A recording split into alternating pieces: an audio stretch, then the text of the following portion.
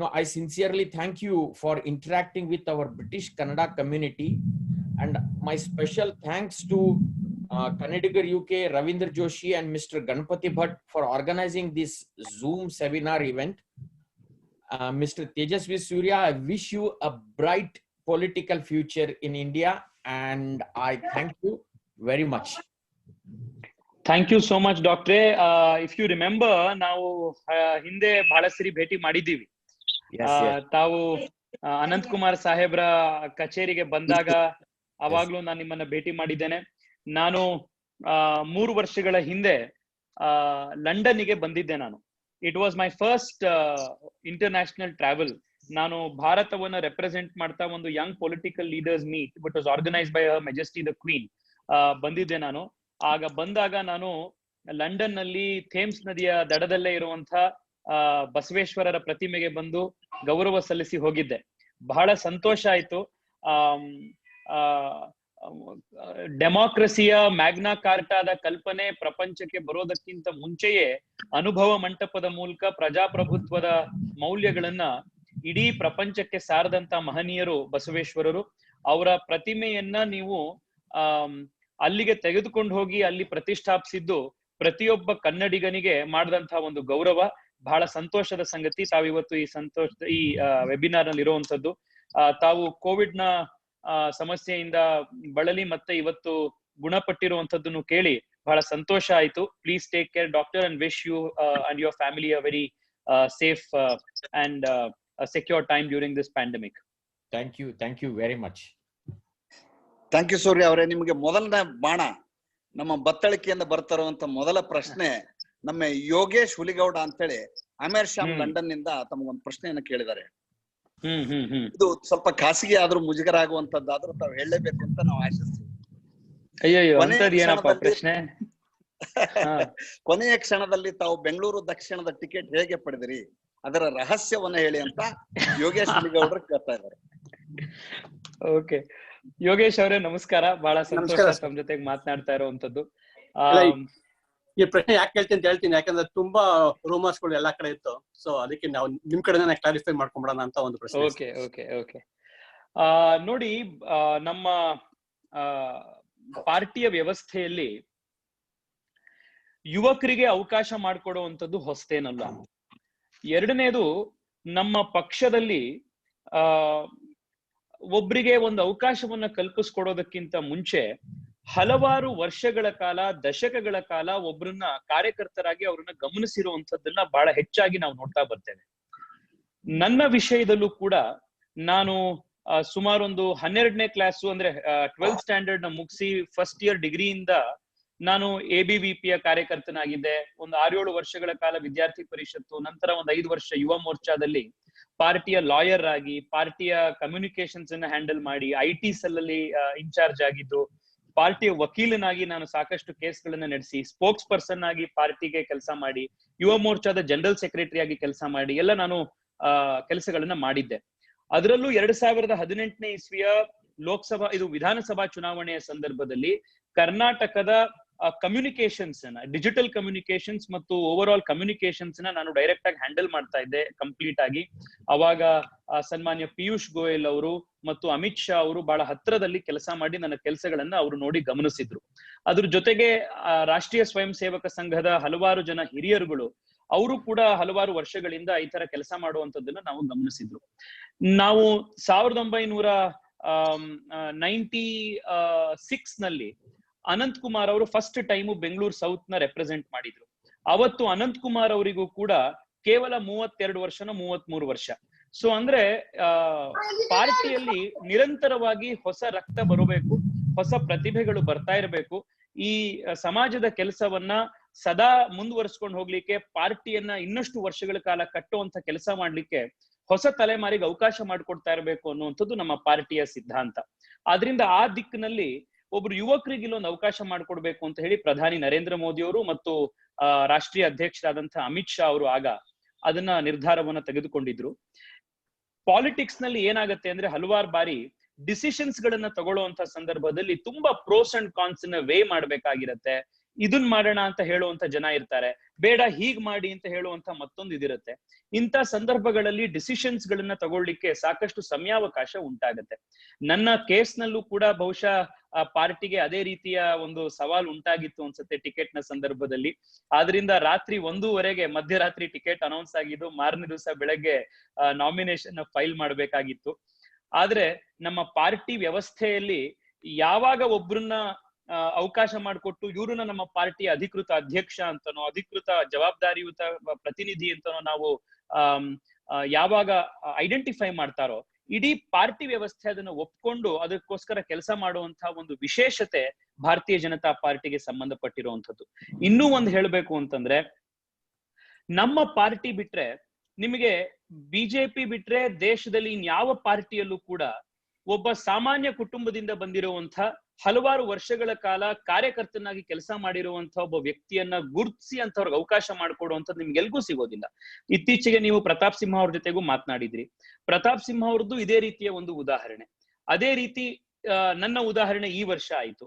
ಮುಂದೆ ಇದೇ ರೀತಿ ಅವಕಾಶಗಳು ದೇಶದಾದ್ಯಂತ ಇನ್ನೂ ಸಾಕಷ್ಟು ಜನ ಯುವಕರಿಗೆ ರಾಜಕೀಯದಲ್ಲಿ ಆಸಕ್ತಿ ಇದ್ದು ಬರಬೇಕು ಅನ್ನುವಂತಹ ಯುವಕರುಗಳಿಗೆ ಸಾಕಷ್ಟು ಜನಕ್ಕೆ ಸಿಗುವಂತದ್ದು ಬಿಜೆಪಿಯಲ್ಲಿ ಮಾತ್ರ.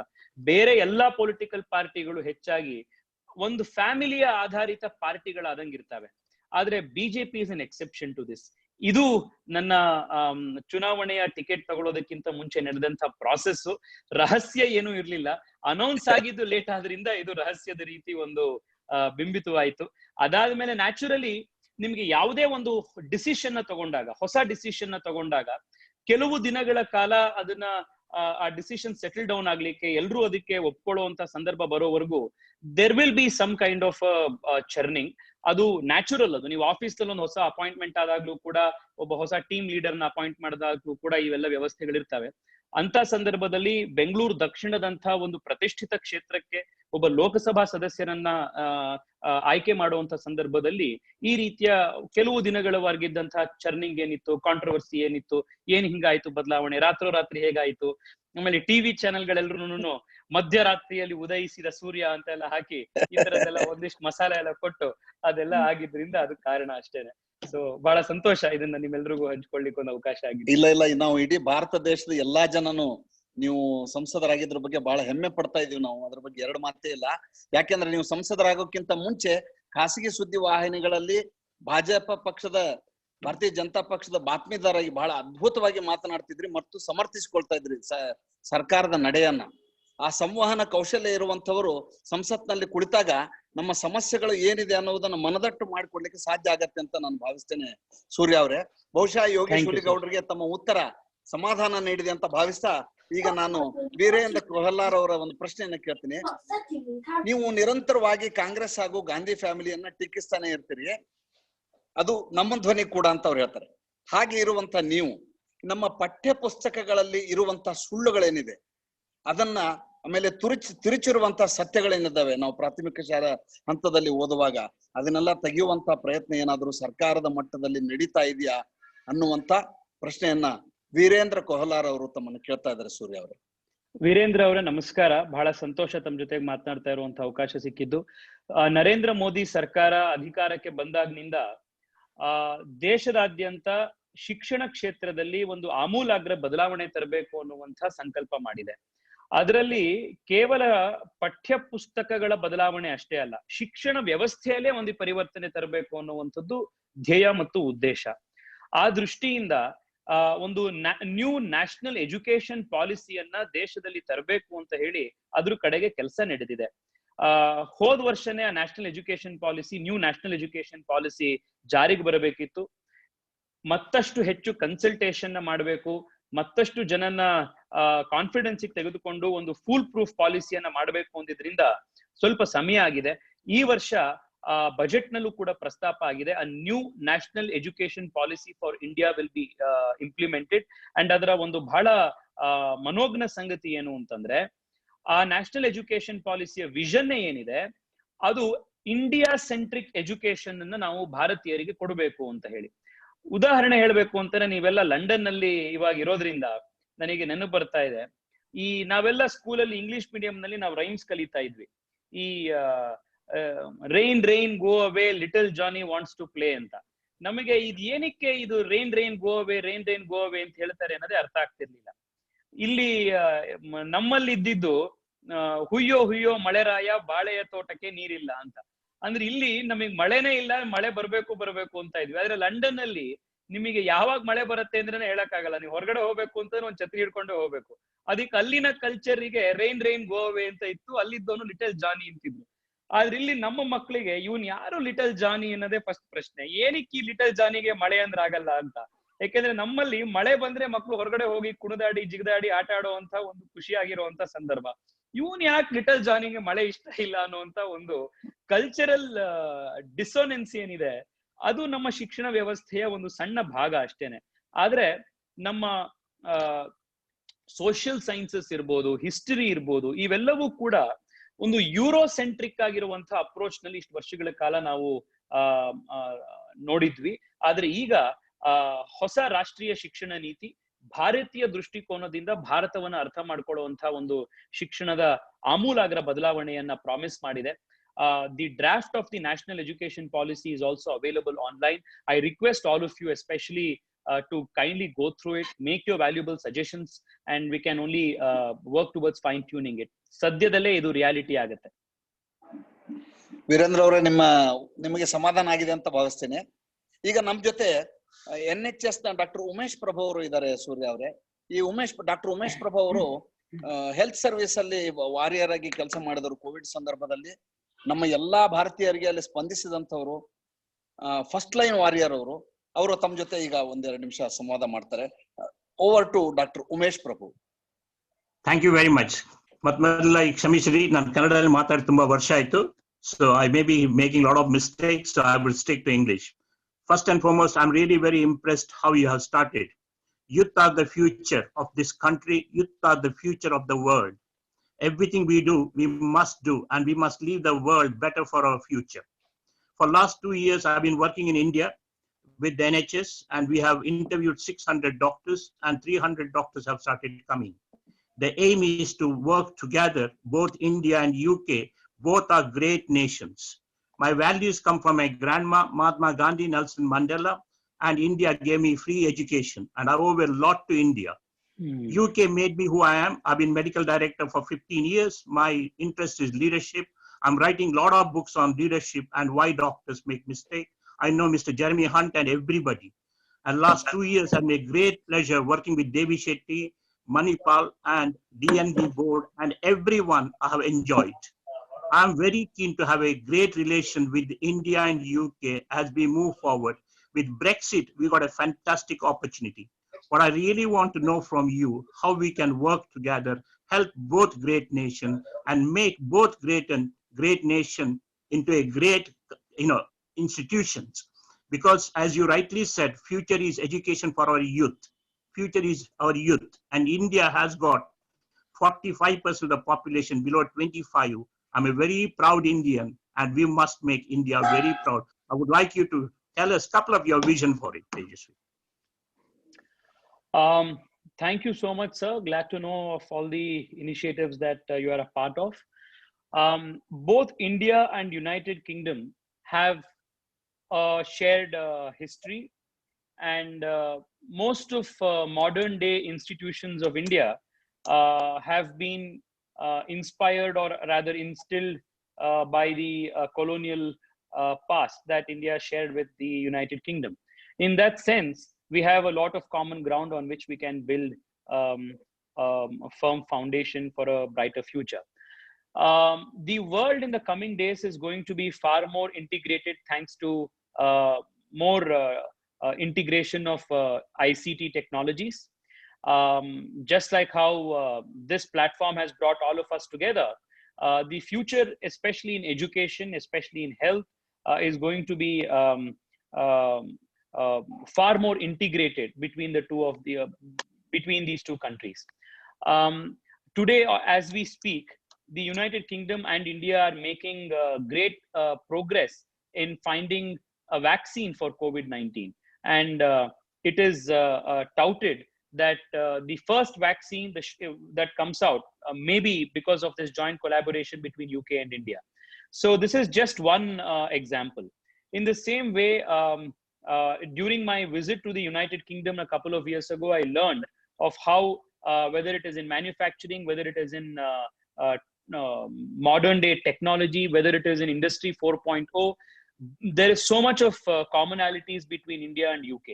India has such a vast pool of human resource capital that can be utilized by United Kingdom. UK is a fairly aging society today. So in that sense, a young Indian human resource capital can go a long way in supporting the United Kingdom's modern aspirations.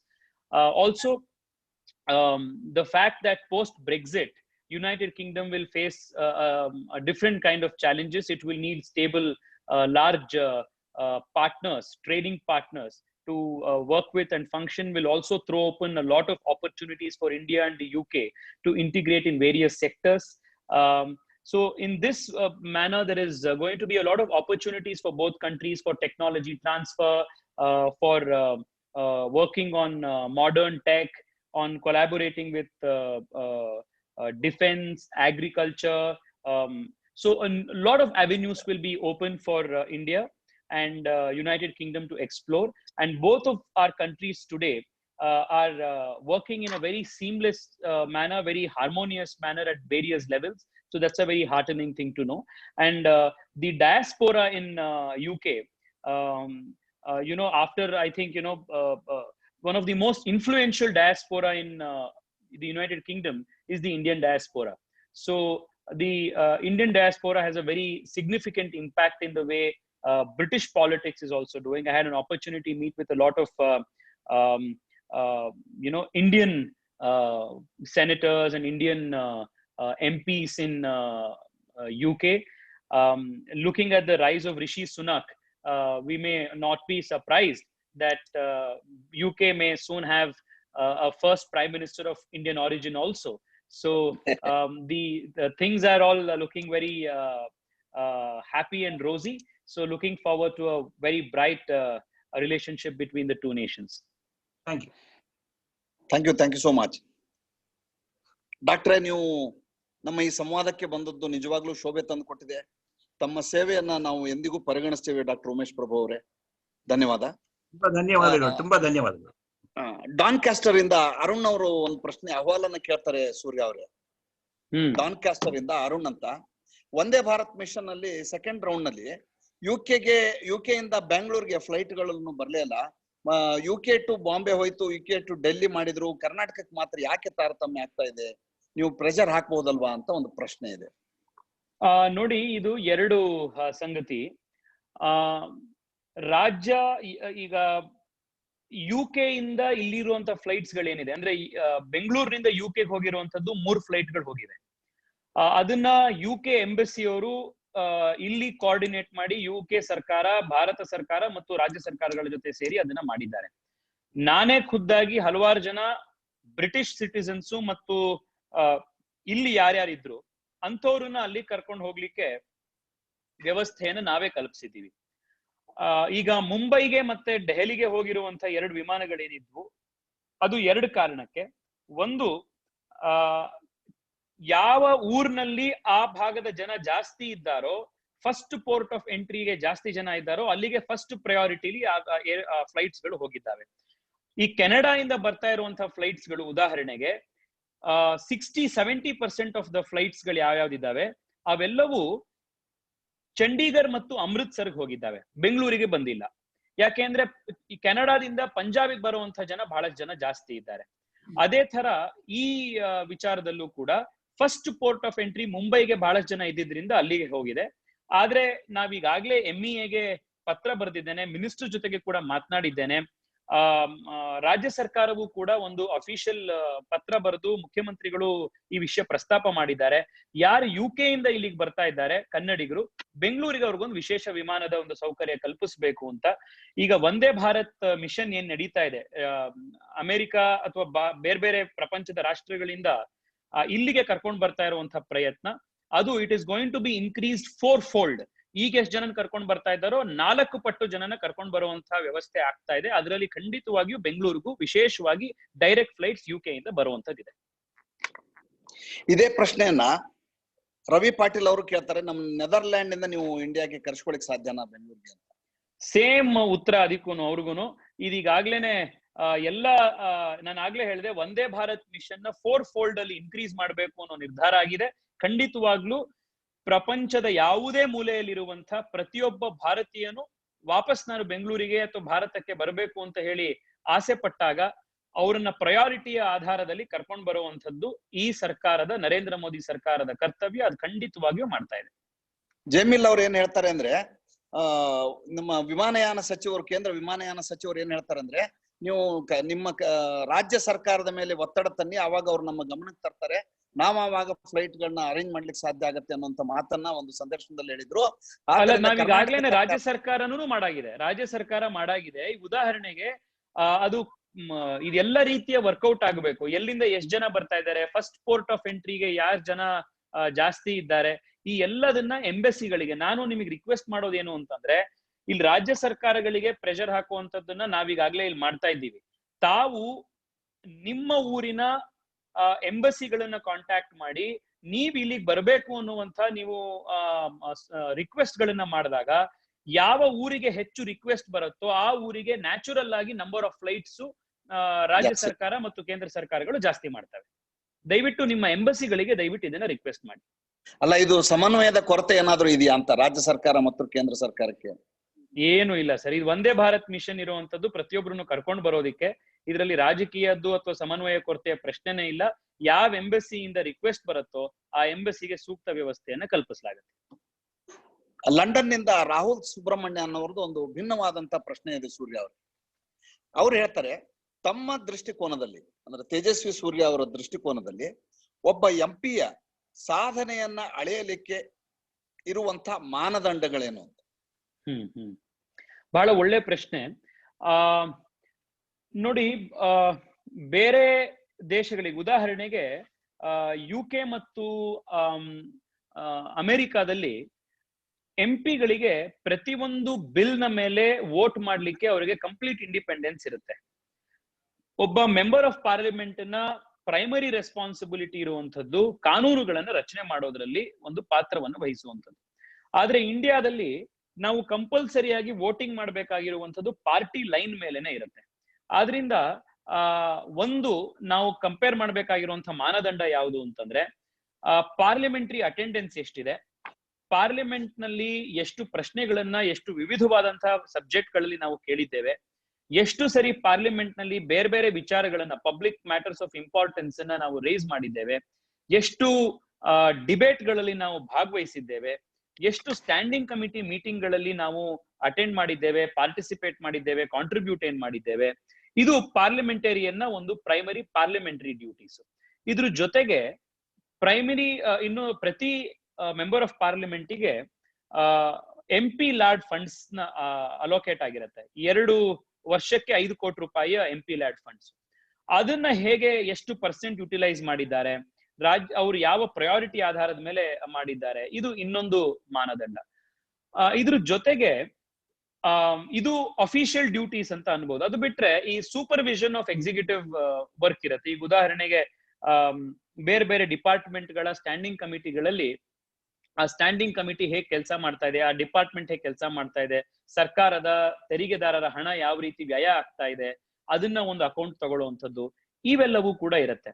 ಅದ್ರ ಜೊತೆಗೆ ಎಂಪಿಗಳಿಗೆ ಸಾಕಷ್ಟು board ಗಳಲ್ಲಿ membership ಇರುತ್ತೆ. Coffee board ಇರ್ಬೋದು, spices board ಇರ್ಬೋದು, telecom board ಇರ್ಬೋದು. So ಆ board ಗಳ ಅಡ್ಮಿನಿಸ್ಟ್ರೇಷನ್ ಅನ್ನ ರಿವ್ಯೂ ಮಾಡುವಂಥದ್ದು, ಎಫಿಷಿಯನ್ಸಿ ನೋಡ್ಕೊಳ್ಳುವಂಥದ್ದು, ಈ ತರದ ಕೆಲಸಗಳಿರ್ತವೆ.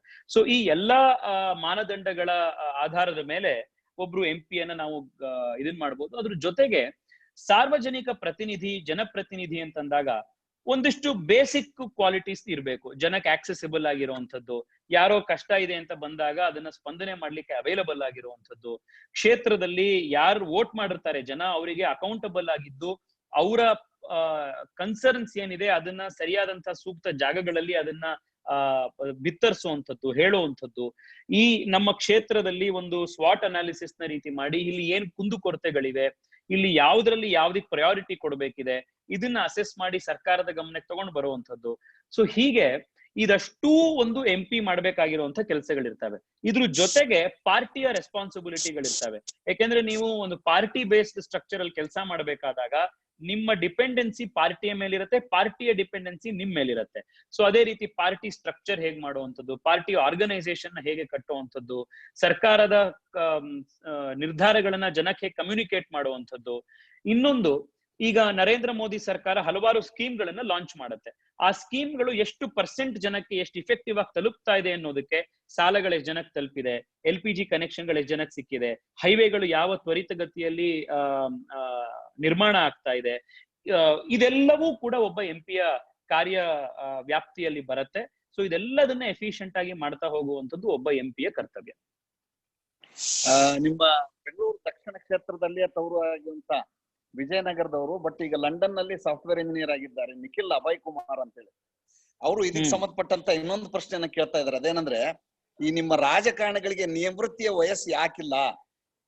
ಕಣ್ಣು ಕಾಣಲ್ಲ, ಕಿವಿ ಕೇಳಲ್ಲ ಅಂದಾಗ್ಲೂ ಎಲೆಕ್ಷನ್ ನಿಂತು ಗೆದ್ದು ಏನು ಕೆಲಸ ಮಾಡ್ಲಾರದಂತ ಸ್ಥಿತಿಲಿ ಕೆಲಸ ಮಾಡ್ತಾರೆ. ಎಕ್ಸೆಪ್ಷನಲಿ ಯಡಿಯೂರಪ್ಪನಂತವ್ರು ಕೆಲಸ ಮಾಡುವಂತವ್ರು ಇದಾರೆ, ದೇವೇಗೌಡನಂತವ್ರು ಇದಾರೆ ಅನ್ನೋದ್ ಬಿಟ್ರೆ ಬಹಳಷ್ಟು ಜನರಿಗೆ ಅನಾರೋಗ್ಯ ಕಾಡ್ತಾ ಇರುವಂತಹ ಸಂದರ್ಭದಲ್ಲಿಯೂ ಅಧಿಕಾರದ ಆಸೆಗೆ ಒಳಗಾಗ್ತಾರೆ. ಯಾಕೆ ನಿಮ್ಮ ರಾಜಕಾರಣಿಗಳಿಗೆ ನಿವೃತ್ತಿಯ ವಯಸ್ಸನ್ನು ಹೇರಬಾರದು ಅನ್ನುವಂತ ಒಂದು ಪ್ರಶ್ನೆ, ಅವ್ರ ಜಿಜ್ಞಾಸೆ. ರಾಜಕಾರಣಿಗಳಿಗೆ ಜನ ಯಾವತ್ತು ನಿವೃತ್ತಿ ಕೊಡ್ತಾರೋ ಅವತ್ತೇ ನಿವೃತ್ತಿ. ಸೊ ನೀವು ವ್ಯವಸ್ಥೆಯಲ್ಲಿ ವಯಸ್ಸಾಯ್ತು ಇದಾಯ್ತು ಅನ್ನೋದಕ್ಕಿಂತ ಜನ ನಿವೃತ್ತಿ ಕೊಟ್ಟಾಗ ನಿವೃತ್ತಿ. ಆದ್ರೆ ಒಂದು ನಾನು ನಿಮಗೆ ಆನ್ ಅ ಸೀರಿಯಸ್ ನೋಟ್ ಹೇಳ್ಬೇಕು ಅಂತಂದ್ರೆ, politics is a very demanding profession. ಪ್ರತಿ ದಿವಸ ನೀವು you have to be on your A+ game. ನಿಮ್ಮ ಆರೋಗ್ಯ ಆ ರೀತಿ ಇರಬೇಕು, ನಿಮ್ಮ ಮನಸ್ಸು ಆ ರೀತಿ ಇರಬೇಕು, ನಿಮ್ಮ ತಂಡ ಆ ರೀತಿ ಕೆಲಸ ಮಾಡ್ತಾ ಇರಬೇಕು. ಸೊ ಈ ಎಲ್ಲ ವ್ಯವಸ್ಥೆ ಸರಿಯಾಗಿದ್ದಾಗ ಮಾತ್ರ ನಿಮಗೆ ಎಫಿಷಿಯಂಟ್ ಆಗಿ ಡೆಲಿವರ್ ಮಾಡ್ಲಿಕ್ಕೆ ಸಾಧ್ಯ ಆಗುತ್ತೆ. ಆದ್ರಿಂದ ಯಾವಾಗ ಇದು ನನ್ನ ಕೈಲಿ ಮಾಡ್ಲಿಕ್ಕೆ ಆಗ್ತಾ ಇಲ್ಲ ಅನ್ನೋವಂಥದ್ದು ಗೊತ್ತಾಗತ್ತೋ ಆ ಸಂದರ್ಭದಲ್ಲಿ ಇದನ್ನ ಜವಾಬ್ದಾರಿಯಿಂದ ಮುಕ್ತರಾಗಿ ಇನ್ನೊಬ್ರಿಗೆ ಅವಕಾಶ ಮಾಡ್ಕೊಡ್ಬೇಕಾಗಿರುವಂತದ್ದು ಜವಾಬ್ದಾರಿಯುತ ಸ್ಥಾನದಲ್ಲಿರುವಂತ ವ್ಯಕ್ತಿಗಳ ಕರ್ತವ್ಯ. ಅಂದ್ರೆ ಸ್ವಯಂ ನಿವೃತ್ತಿಯನ್ನು ಅವರೇ ಪಡಿಬೇಕು ಅಂತ ಅಲ್ಲ, ಖಂಡಿತವಾಗ್ಲೂ ಅದು it is a mature alternative ಇದಕ್ಕೆ ನನಗನ್ಸುವಂಥದ್ದು. ಬೇರೆ ಬೇರೆ ರೀತಿಯ ಕೆಲಸಗಳನ್ನ ಮಾಡಬಹುದು. ಈಗ ಅದಕ್ಕೆ ನಮ್ಮ ಪಾರ್ಟಿಯಲ್ಲಿ ಈ ಮಾರ್ಗದರ್ಶಕ ಮಂಡಲ ಅಂತ ಹೇಳಿ ಮಾಡಿ ಪ್ರಧಾನಿಗಳು ಒಂದಿಷ್ಟು ವರ್ಷ ವಯಸ್ಸಾದ ನಂತರ ಕೆಲವರು ಆ ಒಂದು ಅಡ್ವೈಸರಿ ಪೊಸಿಷನ್ ಅಲ್ಲಿ ಇರ್ಲಿ ಅಂತ ಹೇಳಿ ಒಂದು ರೂಲ್ ಅನ್ನ ಮಾಡಿದ್ದಾರೆ. ಆ ರೀತಿ ನಾವೇ ಸ್ವಯಂಕೃತವಾಗಿ ಈ ರೀತಿ ನಮ್ಗೆ ರೋಲ್ ಏನಿದೆ, ನಮ್ಗೆ ಇದಕ್ಕೆ ಎಷ್ಟು ಜಸ್ಟಿಸ್ ಕೊಡಕ್ ಆಗ್ತಾ ಇದೆ, ಆಗ್ಲಿಲ್ಲ ಅಂದಾಗ ಇನ್ನೊಬ್ರಿಗೆ ಅವಕಾಶ ಮಾಡ್ಕೊಡ್ಬೇಕು ಅನ್ನೋಂಥದ್ದು. ಹಿಂದೆ ಅದಕ್ಕೆ ನಮ್ಮಲ್ಲಿ ವಾನಪ್ರಸ್ಥ ಎಲ್ಲ ಇದ್ದಿತ್ತು. ಆದ್ರಿಂದ ಅದೇ ತರ ವಾನಪ್ರಸ್ಥದ ವಯಸ್ಸು ಬಂದಾಗ ವಾನಪ್ರಸ್ಥಿಗಳಾಗಿ ಹೋಗುವಂತದ್ದನ್ನ ಎಲ್ರೂ ಕೂಡ ಕಲ್ತ್ಕೊಳ್ಬೇಕು. ನೆದರ್ಲ್ಯಾಂಡ್ ನಿಂದ ಭೂಷಣ್ ಅವರು ಒಂದು ಡಿಜಿಟಲ್ ಇಂಡಿಯಾ ಬಗ್ಗೆ ಒಂದು ಪ್ರಶ್ನೆ ಕೇಳ್ತಾರೆ. ಅದೇನಂದ್ರೆ, ಈಗ ನಾವೆಲ್ಲಾ ಡಿಜಿಟಲ್ ವ್ಯವಹಾರಗಳನ್ನು ಮಾಡ್ತಾ ಇದೀವಿ, ಕೋವಿಡ್ ಸಂದರ್ಭದಲ್ಲಿ ಸೂಕ್ತ ಕೂಡ ಅದು. ಆದ್ರೆ 50 ರೂಪಾಯಿಗಿಂತ ಕಡಿಮೆ ಇರೋ ದುಡ್ಡಿಗೆ ಸೇವಾ ಶುಲ್ಕಗಳನ್ನೆಲ್ಲ ಹಾಕ್ತಾ ಇದಾರಲ್ಲ, ಇದನ್ನ ನೀವು ಹೈಯರ್ ಅಥಾರಿಟೀಸ್ಗೆ ಇದ್ರ ಬಗ್ಗೆ ಗಮನ ಸೆಳೆಯಲಿಕ್ಕೆ ಸಾಧ್ಯವಾ ಅಂತ ಪ್ರಶ್ನೆ ಕೇಳ್ತಾರೆ. Below the currency of 50 rupees. ಇಲ್ಲ, ಈಗಾಗ್ಲೇನೆ ಕೇಂದ್ರ ಸರ್ಕಾರ is taking a series of steps to promote digital payments. ಆ ಡಿಜಿಟಲ್ ಪೇಮೆಂಟ್ ಅನ್ನ ಪ್ರಮೋಟ್ ಮಾಡುವಂತ ದೃಷ್ಟಿಯಿಂದ ಈ ರೀತಿಯ ಏನೋ ಚಾರ್ಜಸ್ ಇದೆ, ಲೆವೀಸ್ ಇದೆ, ಇದನ್ನೆಲ್ಲದನ್ನು ಕಡಿಮೆ ಮಾಡಬೇಕು, ಅಥವಾ ಆದಷ್ಟು ಕಡೆ ಕೆಲವು ಥ್ರೆಶೋಲ್ಡ್ ನ ಕೆಳಗಡೆ ಇರೋದು ತೆಗೆದೇ ಹಾಕ್ಬೇಕು ಅನ್ನುವಂತ ಚಿಂತನೆ ಇದೆ. ಖಂಡಿತವಾಗ್ಲೂ ಆ ದಿಕ್ಕಲ್ಲಿ ಕೆಲಸ ಆಗೋಗುತ್ತೆ. ಬಹಳ ಒಳ್ಳೆ ಸಲಹೆ ಕೊಟ್ಟಿದ್ದೀರಿ. ವಾಕಿಂಗ್ ಹ್ಯಾಮ್ ನಿಂದ ಚೇತನಾ ಭಟ್ ಅವ್ರದ್ದು ಪ್ರಶ್ನೆ. ಅವ್ರೇನು ಅಂತಾರೆ ಅಂದ್ರೆ, ಈ ಸರ್ಕಾರದಲ್ಲಿ ಜನಸಂಖ್ಯಾ ನಿಯಂತ್ರಣಕ್ಕೆ ಯಾವ ರೀತಿಯ ಯೋಜನೆಗಳನ್ನ ಕೈಗೊಂಡಿದ್ದೀರಿ, ಮತ್ತು ನಿಮ್ನ ವರ್ಗದವರಿಗೆ ಅದನ್ನ ಮುಟ್ಟಿಸುವಲ್ಲಿ ತಾವು ಯಾವ ರೀತಿ ಕೆಲಸ ಮಾಡ್ತಾ ಇದ್ದೀರಿ, ಅವ್ರಿಗೆ ವೈದ್ಯಕೀಯ ವೆಚ್ಚವನ್ನ ಭರಿಸಲಿಕ್ಕೆ ಸಾಧ್ಯವಾ, ಆ ರೀತಿ ಏನಾದ್ರೂ ಯೋಜನೆ ಇದೆಯಾ ಅಂತ ಕೇಳ್ತಾರೆ. ಅಂದ್ರೆ ಯಾರಿಗೆ?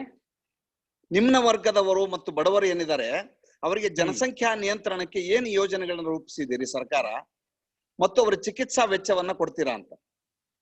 ನೋಡಿ, ಈಗ ಪ್ರಪಂಚದ ಅತ್ಯಂತ ದೊಡ್ಡ ಮೆಡಿಕಲ್ ಇನ್ಶೂರೆನ್ಸ್ ಕವರ್ ಸ್ಕೀಮ್ ಏನಿದೆ, ಆಯುಷ್ಮಾನ್ ಭಾರತ್, ಅದನ್ನ ಪ್ರಧಾನಿ ನರೇಂದ್ರ ಮೋದಿ ಅವರು ಹಿಂದಿನ ಸರ್ಕಾರದ ಕಡೆಯ ವರ್ಷವೇ ಪ್ರಾರಂಭ ಮಾಡಿದ್ರು.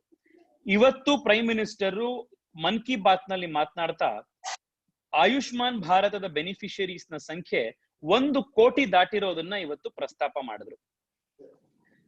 ನಾವು ಭಾರತದ ವಿಷಯ ಬಂದಾಗ ನಾವು ಇಂಗ್ಲೆಂಡ್ ಇರ್ಬೋದು, ಇನ್ಯಾವುದೋ ದೇಶಗಳಿಗೆ ಯೋಚನೆ ಮಾಡಿದಾಗ we cannot forget to compare the scale of operations between the two countries.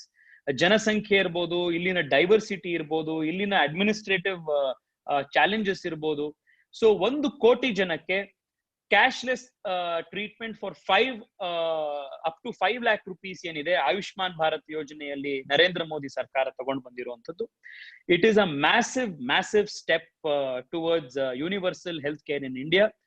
ಈಗಾಗ್ಲೇನೆ Ayushman Bharat ಯೋಜನೆಯ ಜೊತೆಗೇನೆ ನ್ಯಾಷನಲ್ ಡಿಜಿಟಲ್ ಹೆಲ್ತ್ ಮಿಷನ್ ಅನ್ನೋದನ್ನ ಕೂಡ ಶುರು ಮಾಡಿದ್ದಾರೆ. It is again a very big step. ಅದ್ರ ಜೊತೆಗೆ ಆತ್ಮನಿರ್ಭರ್ ಭಾರತದ ಪ್ಯಾಕೇಜ್ ನಲ್ಲಿ ಸುಮಾರು 80,000 ಕೋಟಿ ರೂಪಾಯಿಯಷ್ಟನ್ನ 8,000 ಕೋಟಿ ರೂಪಾಯಿಯಷ್ಟನ್ನ viability gap funding to start new hospitals in Tier 1 and Tier 2 cities ಅನ್ನ ಅನೌನ್ಸ್ ಮಾಡಿದ್ದಾರೆ. ಸೊ ಹೀಗೆ ಭಾರತದಾದ್ಯಂತ ಒಂದು ರೋಬಸ್ಟ್ ಹೆಲ್ತ್ ಇನ್ಫ್ರಾಸ್ಟ್ರಕ್ಚರ್ ನ ಡೆವಲಪ್ ಮಾಡಿ ಜನಕ್ಕೆ ಸೀಮ್ಲೆಸ್ ಆಗಿರುವಂತಹ ಒಂದು ಹೆಲ್ತ್ ಕಾರ್ಡ್ ನ ಮುಖಾಂತರ, ಆಯುಷ್ಮಾನ್ ಭಾರತ್ ಕಾರ್ಡ್ ನ ಮುಖಾಂತರ ಬಡವರು ಇರ್ಬೋದು ಅಥವಾ ಯಾರಿರ್ಬಹುದು, universal health care up to 5 lakh rupees ನ ಇನ್ಶೂರ್ ಮಾಡಿರೋದೇನಿದೆ, it is unprecedented and historic. ಈಗಾಗಲೇ ಆಗೋಗಿದೆ ಭಾರತದಲ್ಲಿ. ತೇಜಸ್ವಿ ಅವರೇ, ನನ್ನ question mainly about population control, because we all know India has a very big problem. Population control ಬಗ್ಗೆ ನೀವು ಏನಾದ್ರೂ ಸ್ಟೆಪ್ಸ್ ತಗೋಬಹುದಾ ಅಥವಾ ತಗೊಂಡಿದ್ದೀರಾ, mainly to create awareness in underprivilege population, I guess. Madam, definitely ಇದು ಭಾರತದಲ್ಲಿ ಪಾಪ್ಯುಲೇಷನ್ ಕಂಟ್ರೋಲ್ ನ ಬಗ್ಗೆ ಇವತ್ತಿಂದಲ್ಲ, ಫ್ರಮ್ ಅಟ್ಲೀಸ್ಟ್ ಎಮರ್ಜೆನ್ಸಿಯ ಟೈಮ್ ನಲ್ಲಿ ಇಂದಿರಾ ಗಾಂಧಿ ಅವರು ಪಾಪ್ಯುಲೇಷನ್ ಕಂಟ್ರೋಲ್ ಮಾಡೋದಕ್ಕೆ ಫೋರ್ಸ್ ನಾಸ್ಬಂದಿಗಳನ್ನ ಮಾಡಿಸಿದ್ರಿಂದ ಹಿಡಿದು ಒಂದು ಅವೇರ್ನೆಸ್ ಅಂತೂ ಜನಕ್ಕಿದೆ. ಆದ್ರೆ there have been multiple theories on how we see a large number of population, whether it's a liability, whether it is an advantage, ಈ ತರ ಇದಾವೆ. ಆದ್ರೆ ಖಂಡಿತವಾಗ್ಲೂ ಭಾರತದಲ್ಲಿ ಜನಸಂಖ್ಯೆ ತುಂಬಾ ದೊಡ್ಡದಿರುವಂತದ್ದು ದೊಡ್ಡ ಮಟ್ಟದ ಸವಾಲು. ಅದನ್ನ ಎಸ್ಪೆಷಲಿ ತಾವು rightly pointed out, lower rung of socio economic ladder ಅಲ್ಲಿ ಇರುವಂತವರಿಗೆ large families are a very big burden. ಸರ್ಕಾರ ಆ ದೃಷ್ಟಿಯಿಂದ ಖಂಡಿತವಾಗ್ಲೂ ಅವೇರ್ನೆಸ್ ಗೆ, not from today but not Narendra Modi government, from the past all governments have taken consistent efforts to create more awareness. That will continue in the coming days under this government also. ಸ್ವಿಂಟನ್ ನ counsellor Suresh ಗಟ್ಟಾಪುರ್ ಅಂತ ಇದ್ದಾರೆ, ಅವ್ರು ನಮ್ಮ ಜೊತೆ ಇವತ್ತು ಸಂವಾದದಲ್ಲಿದ್ದಾರೆ. ಅವರು ನಿಮಗೆ ಮೊಟ್ಟ ಮೊದಲೇದಾಗಿ at an young age you have become member of parliament, I congratulate you ಅಂತ ಹೇಳ್ತಾ ಇದ್ದಾರೆ.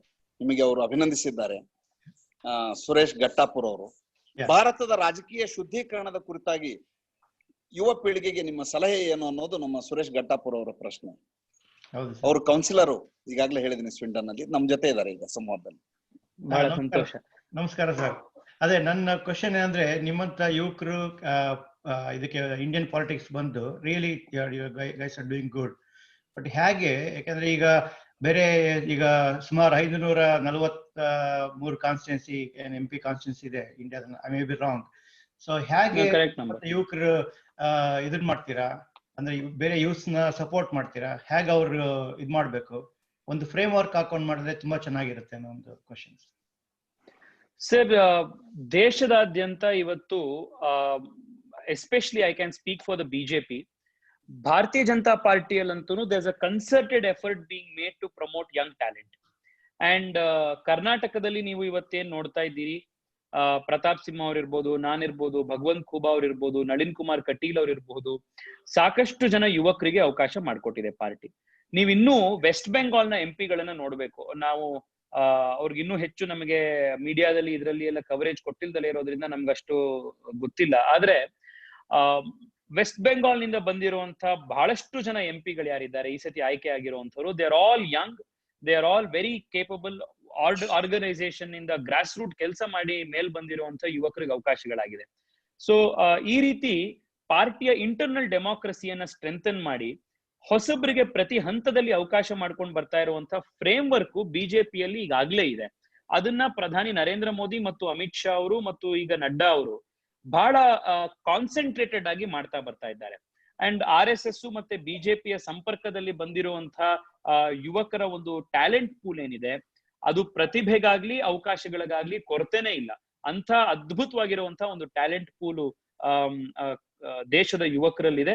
ಬರುವಂತ ದಿನದಲ್ಲಿ ಒಂದು ತಲೆಮಾರಿನ ಅವಕಾಶಗಳು ಮುಗಿದ ನಂತರ ಮತ್ತೊಂದು ತಲೆಮಾರಿಗೆ ಖಂಡಿತವಾಗಿಯೂ ಹೊಸ ಅವಕಾಶಗಳು ಸಿಗ್ತಾ ಹೋಗ್ತವೆ. ಅದನ್ನ ಪಾರ್ಟಿ ಗುರುತಿಸಿ ಅವಕಾಶಗಳನ್ನ ಮಾಡಿಕೊಡ್ತಾ ಇದೆ.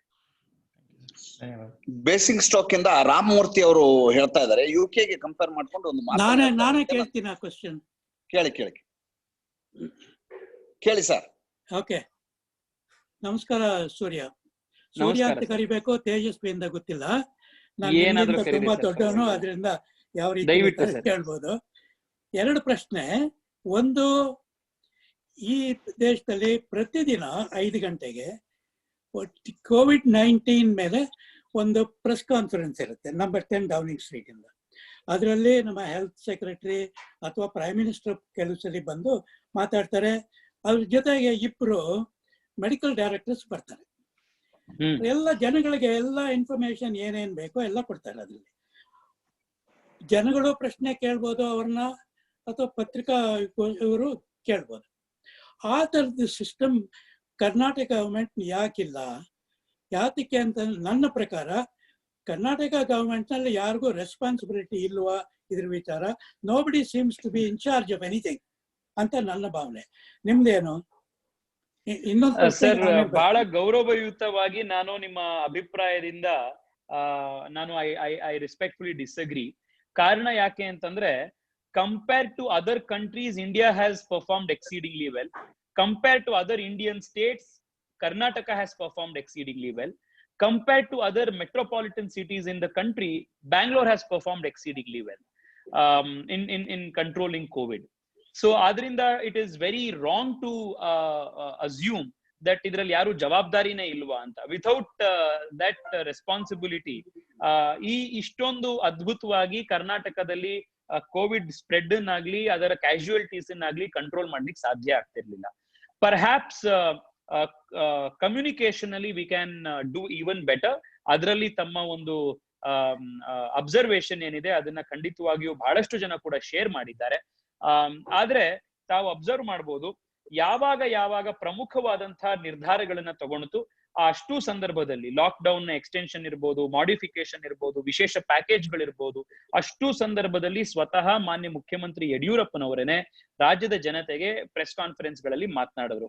ಅದಾದ ಮೇಲೆ ಸುರೇಶ್ ಕುಮಾರ್ ಅವರನ್ನ ಪ್ರತಿ ದಿವಸ ಮೀಡಿಯಾ ಬ್ರೀಫಿಂಗ್ ಗೆ ಅವರಿಗೆ ಅವಕಾಶ ಮಾಡಿಕೊಟ್ಟು ಅವರನ್ನ ನೋಡಲ್ ಪರ್ಸನ್ ಆಗಿ ಅಪಾಯಿಂಟ್ ಆಗಿ ಅವರು ಸಾಕಷ್ಟು ಪ್ರೆಸ್ ಕಾನ್ಫರೆನ್ಸ್ ಗಳನ್ನ ಅಡ್ರೆಸ್ ಮಾಡಿದ್ದಾರೆ.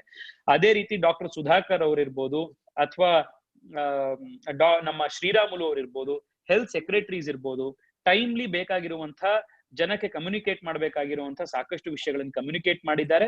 ಆದ್ರೆ ನೀವ್ ಹೇಳಿರುವಂತಹ ಕನ್ಸರ್ನ್ ಗೊತ್ತಾಗಿದೆ. ಇನ್ನೂ ಸ್ಟ್ರೀಮ್ ಲೈನ್ ಆಗಿರುವಂತಹ ಕಮ್ಯುನಿಕೇಶನ್ ಇದ್ರೆ ಇನ್ನು ಚೆನ್ನಾಗಿರತ್ತೆ ಅಂತ ಆ ಒಂದು ವಿಚಾರವನ್ನ ಸರ್ಕಾರದ ಗಮನಕ್ಕೆ ತೆಗೆದುಕೊಂಡು ಬರುವಂತ ಕೆಲಸ ನಾನು ಮಾಡ್ತೇನೆ. ಅದನ್ನ ಬರುವಂತಹ ದಿವಸಗಳಲ್ಲೂ we will concentrate on better communication. But it is very wrong to assume that there is no responsibility here. ಇಲ್ಲ, maybe responsibility, maybe might have used the wrong word. ನನ್ನ ಪ್ರಶ್ನೆ ಮುಂಚೆ ಏನು ಅಂತಂದ್ರೆ, ಜನಗಳಿಗೆ ಯಾರು ಕೊಡ್ತಿದ್ದಾರೆ ಇನ್ಫಾರ್ಮೇಶನ್? ಎಲ್ಲ ದಿನ ಆನ್ಲೈನ್ ಡೆಕ್ಕನ್ ಹೆರಾಲ್ಡ್ ಓದ್ತೀನಿ, ಅದರಲ್ಲಿ ಇನ್ಫಾರ್ಮೇಶನ್ ಬರುತ್ತೆ. ಮೀಡಿಯಾನವರಿಗೆ ಯಾರು ಕೊಡ್ತಿದ್ದಾರೆ? ಜನಗಳಿಗೆ ಯಾರು ಕೊಡ್ತಿದ್ದಾರೆ ಇನ್ಫಾರ್ಮೇಶನ್? ಗವರ್ಮೆಂಟ್ ಇಂದ ಬರಬೇಡವಾ ಇನ್ಫಾರ್ಮೇಶನ್? ಸರ್, ಅದನ್ನೇ ನಾನು ಹೇಳಿದ್ನಲ್ಲ, ಮುಖ್ಯಮಂತ್ರಿಗಳೇ ಒಂದು ನನಗೆ ಗೊತ್ತಿರೋ ಹಾಗೆ ಒಂದು 15ರಿಂದ 20 ಪ್ರೆಸ್ ಕಾನ್ಫರೆನ್ಸ್ ಗಳನ್ನ ಮುಖ್ಯಮಂತ್ರಿಗಳೇ ಖುದ್ದು ಮಾಡಿದ್ದಾರೆ. ಒಂದು ಕಮ್ಯುನಿಕೇಶನ್ ಗೆನೆ ಸೆಲ್ ನ ಮಾಡಿ ಸುರೇಶ್ ಕುಮಾರ್ ಅವರನ್ನ ಅದಕ್ಕೆ ನೋಡಲ್ ಪರ್ಸನ್ ಆಗಿ ಇನ್ಚಾರ್ಜ್ ಮಾಡಿದ್ದಾರೆ. ಅವರು ರೆಗ್ಯುಲರ್ ಪ್ರೆಸ್ ಕಾನ್ಫರೆನ್ಸ್ ಗಳನ್ನ ಯಾವಾಗ್ಲೂ ಮಾಡ್ತಾ ಇದ್ದಾರೆ. ಸೊ ಈ ಎಲ್ಲವೂ ಪ್ರತಿ ದಿವಸ ನಡೀತಾ ಇದಾವೆ ಈ ಅಷ್ಟು ಸಂಗತಿಗಳು. ಸೊ ಆದ್ರಿಂದ ಈ in terms of improving communication ಖಂಡಿತವಾಗ್ಲೂ ಆ ಕಡೆಗೆ ಯೋಚನೆ ಮಾಡೋಣಂತೆ. ಆದ್ರೆ ಹಳ್ಳಿಗಳಿಗೆ ಇವತ್ತು ನೀವು ಕರ್ನಾಟಕದ ಸಣ್ಣ ಹಳ್ಳಿಗೆ ಹೋದ್ರು ಕೂಡ ಜನಕ್ಕೆ ಸರ್ಕಾರ ಅನೌನ್ಸ್ ಮಾಡಿರುವಂತ ಸ್ಕೀಮ್ ಇರ್ಬೋದು, ಬೆನಿಫಿಟ್ಸ್ ಇರ್ಬೋದು, ಯೋಜನೆಗಳಿರ್ಬಹುದು, ಇದೆಲ್ಲವೂ ಬಹಳ ಚೆನ್ನಾಗಿ ಕಮ್ಯುನಿಕೇಟ್ ಆಗಿದೆ. ಲಕ್ಷಾಂತರ ಜನ ಇದರ ಉಪಯೋಗವನ್ನು ಕೂಡ ಪಡ್ಕೊಳ್ತಾ ಇದ್ದಾರೆ. Thank you. ಕೇಂದ್ರದಲ್ಲಿ ಕೂಡ ಇದ್ರ ಬಗ್ಗೆ ಲವ್ ಅಗ್ರವಾಲ್ ಅವರು ನಿತ್ಯ ಸಂಜೆ 4:30 ಹೌದು ಪತ್ರಿಕಾಗೋಷ್ಠಿಯನ್ನ ಮಾಡ್ತಾರೆ. ಇಬ್ಬರು ಅವರ ಕಾರ್ಯದರ್ಶಿಯವರು ಅವ್ರ ಜೊತೆ ಇರ್ತಾರೆ. ಇಡೀ ಭಾರತದ ಒಟ್ಟು ಅಂಕಿ ಸಂಖ್ಯೆಗಳನ್ನ ಮತ್ತು ನಾವು ತೆಗೆದುಕೊಳ್ಳಬೇಕಾದ ಮುನ್ನೆಚ್ಚರಿಕೆ ಬಗ್ಗೆ ಪ್ರತಿ ದಿವಸ ಬ್ರೀಫಿಂಗ್ ಆಗ್ತಾ ಇರೋದು ನಮ್ಮ ಹಿರಿಯರಾದಂತ ರಾಮಮೂರ್ತಿ ಅವರ ಗಮನಕ್ಕೆ ಇದೆ ಅಂತ ನಾನು ಭಾವಿಸ್ತೇನೆ. ಈಗ ರೀಪ್ಯಾಟ್ರಿಯೇಷನ್ ಬಗ್ಗೆ ಅಂದ್ರೆ UK ನಲ್ಲಿರುವಂತ ನಮ್ಮ ನಿವಾಸಿ ಭಾರತೀಯರು ಏನಿದ್ದಾರೆ ಅವರು ಬೆಂಗಳೂರಿಗೆ ಬರ್ಲಿಕ್ಕೆ ಅಥವಾ ಭಾರತ ದೇಶದ ಬೇರೆ ಬೇರೆ ಭಾಗಗಳಿಗೆ ಬರ್ಲಿಕ್ಕೆ ಎಂಬಸಿ ಜೊತೆ ಸಮನ್ವಯ ಮಾಡ್ತಾ ಇರುವಂತ ಸಂತೋಷ್ ಪಾಟೀಲ್ ಅವರು ನಮ್ಮ ಜೊತೆ ಇದ್ದಾರೆ. ಈಗ ಆಗಿರುವಂತ ಬೆಳವಣಿಗೆಗಳು ಮತ್ತು ನಮ್ಮ ಉಳಿದ ಸದಸ್ಯರಿಗೆ ಅವರು ಬ್ರೀಫಿಂಗ್ ಅನ್ನ ಕೊಡ್ಬೇಕು ಅಂತ ನಾನು ಕೇಳ್ತೇನೆ. ಶ್ರೀ ಸಂತೋಷ್ ಪಾಟೀಲ್ ಅವರು. ನಮಸ್ಕಾರ ತೇಜಸ್ವಿ ಅವರೇ. ಸಂತೋಷ್ ಪಾಟೀಲ್. ನಮಸ್ಕಾರ. ಸ್ವಲ್ಪ ಎಲ್ಲರಿಗೂ ಹೆಲ್ಪ್ ಆಗೋ ತರ ಇಲ್ಲಿ ಏನು ಬೆಳವಣಿಗೆ ಆಗ್ತಾ ಇದೆ ಅಂತ ಅಂದ್ಬಿಟ್ಟು, ಸೊ ಕೆಲವೊಂದ್ ಜನ ಹೇಳಿದ್ರು ನಿಮ್ಮ ಸಂಘಟನೆಯ ಹೆಸರು ಬಹಳ ಚೆನ್ನಾಗಿದೆ. ಏನ್ ಹೇಳಿ? ನಿಮ್ಮ ಸಂಘಟನೆಯ ಹೆಸರು ಬಹಳ ಚೆನ್ನಾಗಿದೆ, ಕರುನಾಡಿನ ಅನಿವಾಸಿ ಹಿಂದೂಗಳ ಒಕ್ಕೂಟ. ಧನ್ಯವಾದ. ಈ ಕಾರ್ಯಕ್ರಮದಲ್ಲಿ ಕಹೋ ಕೂಡ ಸಪೋರ್ಟ್ ಮಾಡ್ತಾ ಇದೆ ತೇಜಸ್ವಿ ಅವರೇ. ಇಟ್ಸ್ ರಿಯಲಿ ಬಹಳ ಸಂತೋಷ, ಬಹಳ ಸಂತೋಷ. ಧನ್ಯವಾದ. ಸೊ ತೇಜಸ್ವಿ ಅವರೇ, ಬೆಂಗಳೂರಿಗೆ 10ನೇ ತಾರೀಕು second flight was, I mean when we asked the high commission and also spoke to Vijay Balaji and all, then finally among the many flights, the second flight to India was to Bangalore. So ಸುಮಾರು 300 ಜನ, ಅಂದ್ರೆ exact ಹೇಳ್ಬೇಕು ಅಂತಂದ್ರೆ ಸುಮಾರು 320 ಜನ ಇಲ್ಲಿಂದ ಬೆಂಗಳೂರಿಗೆ ಮೊದಲನೇ ಫ್ಲೈಟ್ ಅಲ್ಲಿ ಹೈ ಕಮಿಷನ್ ಇಂದ ಕಳಿಸಲಾಗಿದೆ. ಇನ್ನೊಂದು ಫ್ಲೈಟ್ ಕಳಿಸ್ಬೇಕು ಅಂತ ತುಂಬಾ ಜನ ಕೇಳ್ತಾ ಇರೋದ್ರಿಂದ, ಸೊ ಇದನ್ನ ಇನ್ನೊಂದು ಫ್ಲೈಟ್ ಹೈ ಕಮಿಷನ್ ಅವರು ಅರೇಂಜ್ ಮಾಡ್ತಾ ಇದ್ದಾರೆ. ಅವರು ಡಿಸ್ಕಷನ್ ಅಲ್ಲಿ ಇದ್ದಾರೆ. And I think hopefully third week of June we might see another one flight going to Bangalore. So adu about flights athwa repatriation Vande Bharat mission ಬಗ್ಗೆ ಅದರ ಜೊತೆಯಲ್ಲಿ ಇಲ್ಲಿ ನಾಟ್ ಜಸ್ಟ್ ಕನ್ನಡಿಗಸ್ ಬಟ್ ಎಲ್ಲರ ಜೊತೆಯಲ್ಲೂ ಹೈ ಕಮಿಷನ್ ಅವರು ಸುಮಾರು ಒಂದು 55 organisation ಜೊತೆಗೂಡಿ ಎಲ್ಲ ಆರ್ಗನೈಸೇಷನ್ ಇಂದ ಎಲ್ಲ ರಾಜ್ಯದ ಜನರವರಿಗೆ ಸಂಪರ್ಕವನ್ನು ಸಾಧಿಸಿ ಅವರಿಗೆ ಹೆಲ್ಪ್ ಮಾಡೋದಕ್ಕೆ ಅರೇಂಜ್ ಮಾಡ್ತಾ ಇದ್ದಾರೆ. So I think that is an information which I wanted to share with everyone.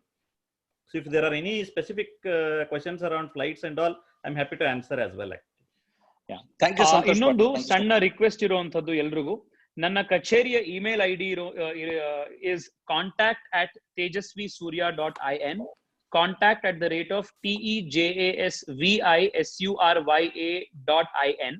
If there is any specific request regarding repatriation, ಇನ್ನೇನಾದ್ರೂ ಹೆಲ್ಪ್ ಬೇಕಿದೆ, ಎಂಬಸಿಗೆ ಏನಾದ್ರೂ ನಾವು ಮಾತನಾಡಬೇಕಿದೆ, ಈ ತರದ್ ಯಾವುದೇ ಅಥವಾ MEA ಜೊತೆಗೆ ಯಾವ್ದಾದ್ರು ಒಂದು ಮಾಡ್ಬೇಕಿದೆ ಅಂತಂದಾಗ ದಯವಿಟ್ಟು ಈ ಇಮೇಲ್ ಐಡಿಗೆ ಸಬ್ಜೆಕ್ಟ್ ನಲ್ಲಿ ರಿಪ್ಯಾಟ್ರಿಯೇಷನ್ UK ಈ ತರ ಹಾಕ್ಬಿಟ್ಟು ನೀವು ಇಮೇಲ್ ಮಾಡಿ ನಮ್ಮ ಕಚೇರಿ ನಿಮ್ಮ ಸೇವೆಗೆ ಸದಾ ಸೌಲಭ್ಯವನ್ನ ಒದಗಿಸುವಂತ ಕೆಲಸ ನಾವು ನಿಮ್ ಜೊತೆಗಿರ್ತೇವೆ.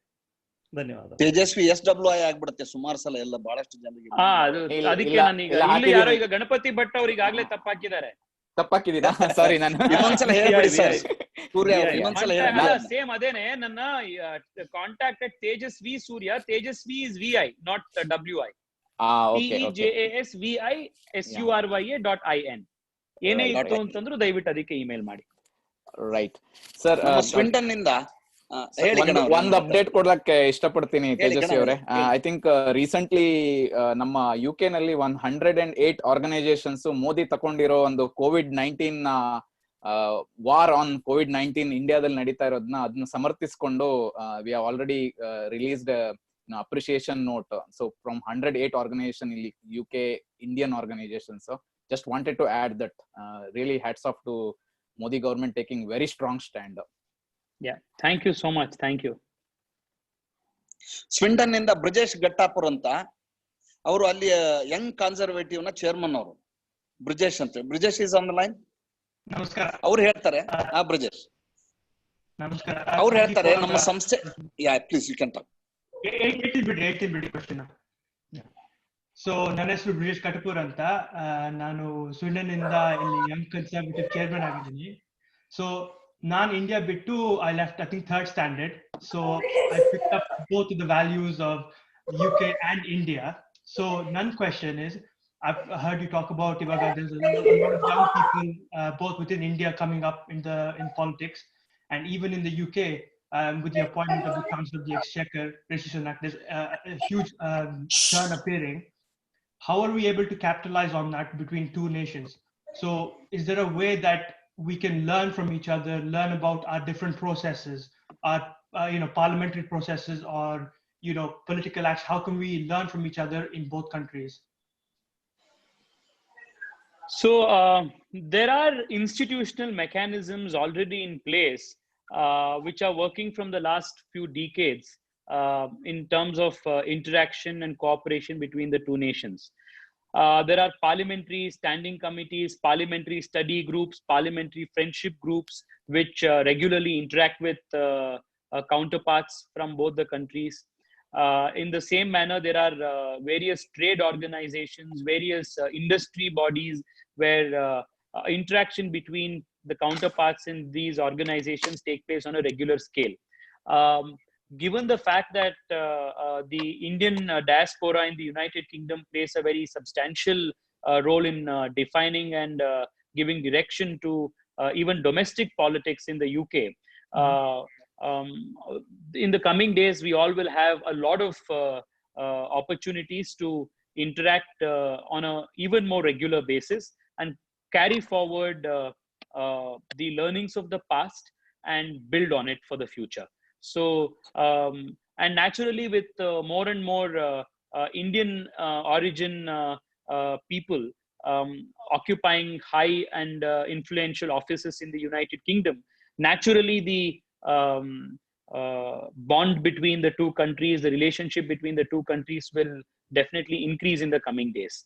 Okay, can we get the ball rolling? Like I will email you on the contact of Tejasvi Surya, and maybe we can put together and maybe liaise or something. So put together something in the future after COVID. Absolutely, and there are, like I said, there are multiple organizations, multiple institutions at which these interactions are already happening, and I can put you in touch with a few people. In the same manner, the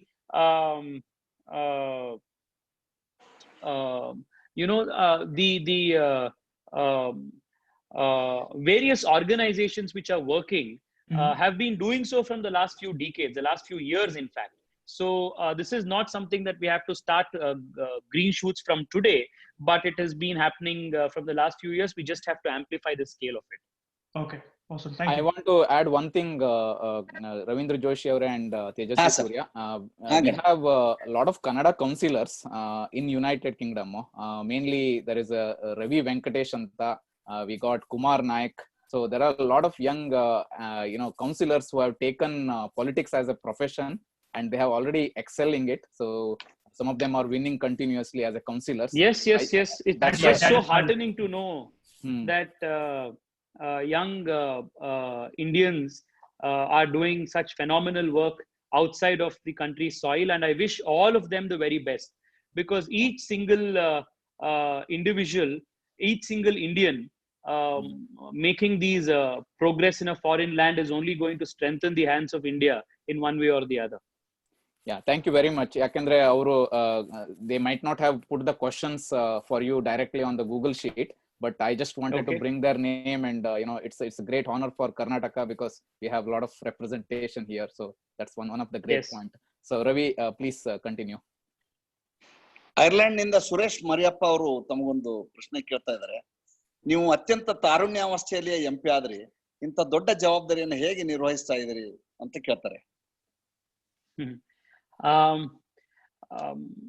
I think sir ಏನಂದ್ರೆ ಈಗ ಯಾವುದೇ ಜವಾಬ್ದಾರಿಗಳಿದ್ದಾಗ ಜನ ಬಹಳ ಜವಾಬ್ದಾರಿಯುತವಾಗಿ ನಮ್ಮನ್ನ ಆಯ್ಕೆ ಮಾಡಿರ್ತಾರೆ. ಆ ಜವಾಬ್ದಾರಿಯನ್ನು ಉಳಿಸ್ಕೊಳ್ಬೇಕಾಗಿರುವಂತದ್ದು ನಮ್ ಕರ್ತವ್ಯ ಇರುತ್ತೆ. ಅದರಲ್ಲೂ ವಿಶೇಷವಾಗಿ ನಾವು ಯುವಕರಿದ್ದಾಗ ನಾನು ಯಾವಾಗ್ಲೂ ಹೇಳ್ತಾ ಇರ್ತೀನಿ, young people don't need charity, all they need is opportunity ಅಂತ. ಸೊ ನಮಗೆ ಅವಕಾಶಗಳು ಸಿಕ್ಕಿದಾಗ ಯುವಕರಿಗೆ ಅದನ್ನ ನಾವು ಮತ್ತಷ್ಟು ಚೆನ್ನಾಗಿ ಬಳಸ್ಕೊಳ್ಬೇಕು, ಅದರಲ್ಲಿ ನಮ್ಮ ಸಾಮರ್ಥ್ಯವನ್ನು ಪ್ರದರ್ಶಿಸಬೇಕು ಅನ್ನುವಂಥ ಒಂದು ಇನ್ನೇಟ್ ಡ್ರೈವ್ ಇರುತ್ತೆ. ಅದು ನಮಗೆ ಇನ್ನಷ್ಟು ಜವಾಬ್ದಾರಿಯುತವಾಗಿ ನಮ್ ಕೆಲಸ ಮಾಡಬೇಕು ಅಂತ ನಮಗ್ ಅನ್ಸುತ್ತೆ. ಕೆಲವು ಸತಿ ನಾವ್ ಏನಾಗ್ಬಿಟ್ಟಿರತ್ತೆ ಅಂತಂದ್ರೆ V confuse seniority two mean ಮಚುರಿಟಿ. ಆದ್ರೆ ಯಾವಾಗ್ಲೂ ಸೀನಿಯಾರಿಟಿ ಇಂದನೇ ಮಚ್ಯೂರಿಟಿ ಬರಬೇಕು ಅಂತೇನಿರಲ್ಲ. ಆದ್ರಿಂದ ಯಂಗ್ ಇದ್ದಾಗ ಸಾಕಷ್ಟು ರೆಸ್ಪಾನ್ಸಿಬಿಲಿಟಿಗಳನ್ನ ಶೋಲ್ಡರ್ ಮಾಡಿ ಅದನ್ನ ನಾವಿವತ್ತು ನೋಡ್ತಾ ಇರ್ತೀವಿ. 27-28 ವರ್ಷದ ಯುವಕರು $1 million ಕಂಪನಿಗಳ ಸಿಇಒಗಳಾಗಿರ್ತಾರೆ.